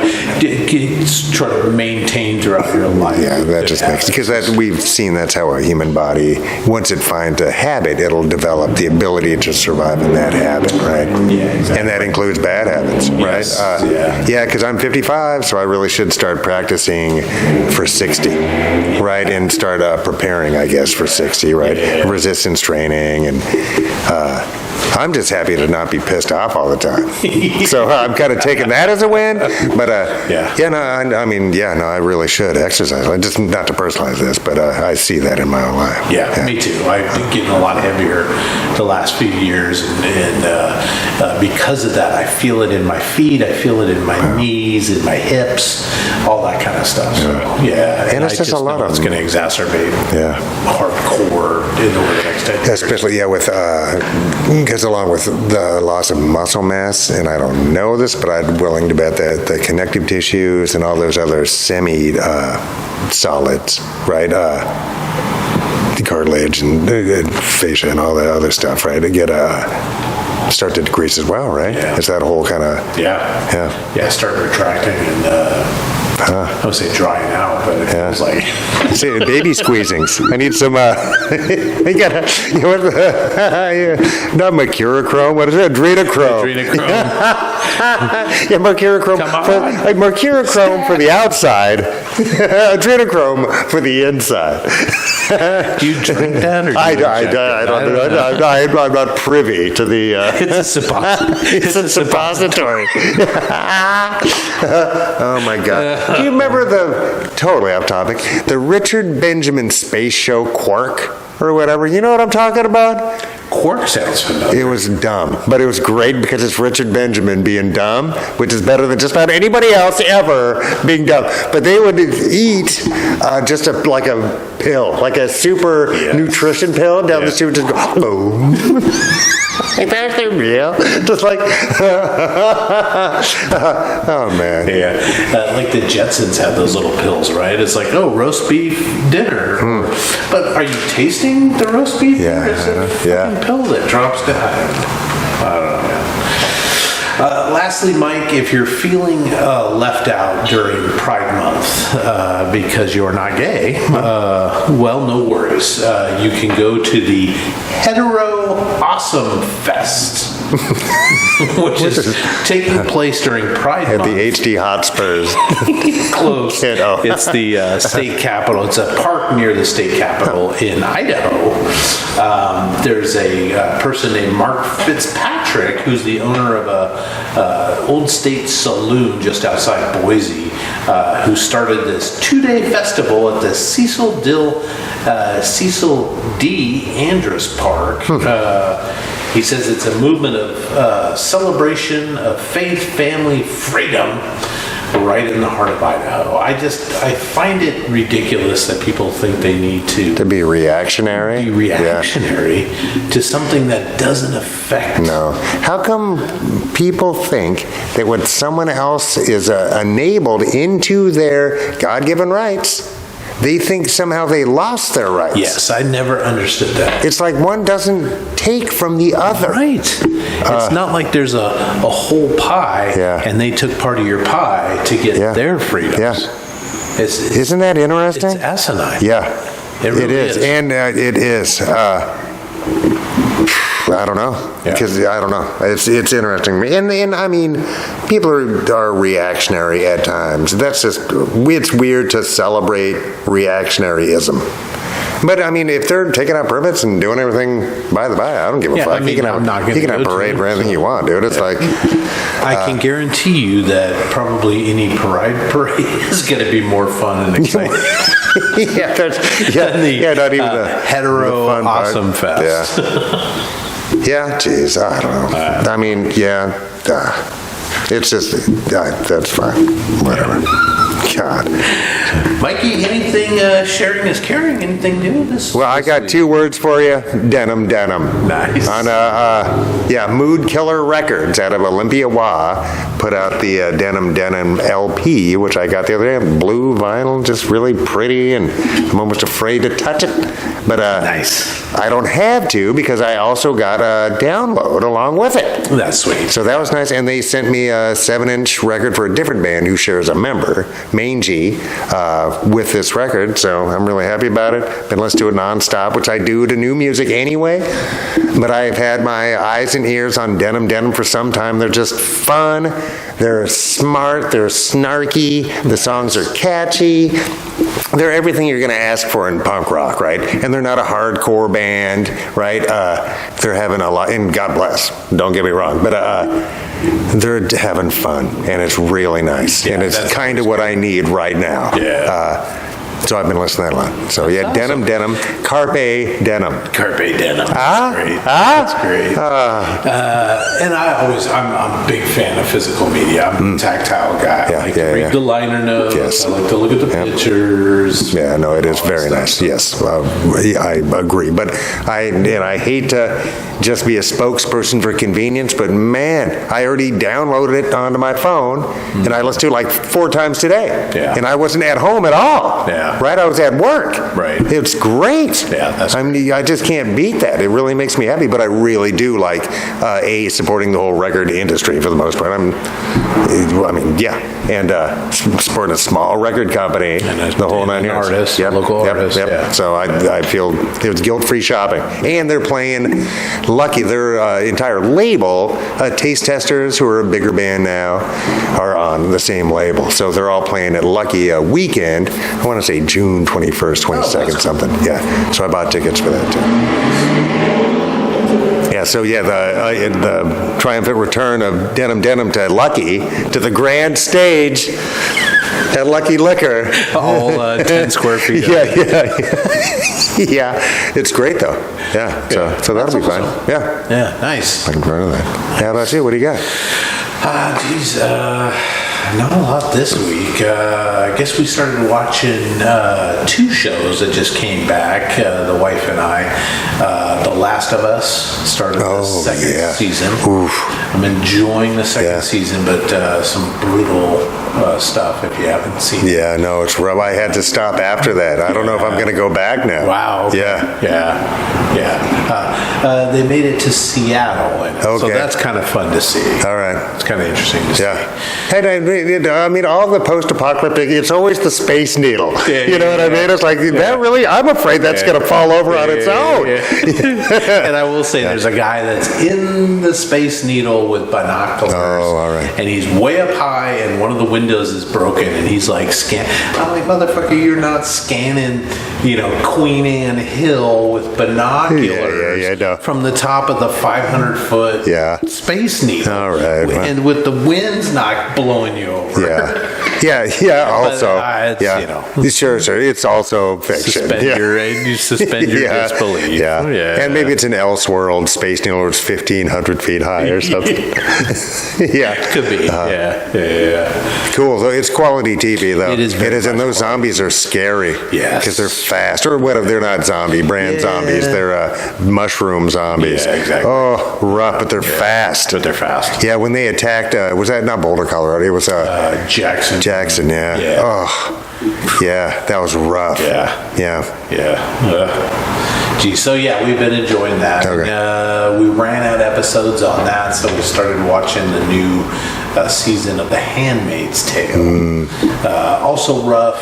I'm sort of done. I want to see how the show ends, but I think they've kind of gone to the well too many times on certain things. Like, oh, we're going back to Gilead, and then I have to escape, and now I'm going to go back there, and then I have to escape again. It's kind of, Is it like a separate city-state on Earth, or is all of Earth kind of this way now? no, Gilead took over the continental U.S. The only United States is Alaska and Hawaii are the only two states. Yeah. So a lot of Americans are, refugees in Canada. Oh, yeah. Is a big part of it. And the Canadians are kind of getting sick of American shit, so they're sending them out west and they're sending them back to Alaska and stuff. But yeah, so Gilead's taken over what would have been the contiguous United States, which is just... Well, thank God it's only fiction, Charles. Yeah, for now. Oh, man. Crazy. Do you know if they've gone past the source material? Oh, yeah. I read the book. Is it a single book then? Yeah. Oh, okay. And I think there was a sequel that deals with June's... I didn't read that one, but there is a sequel to it, but it's not about June, who's played by Elizabeth Moss. Okay. It's her daughter. All right. Years later. So they've...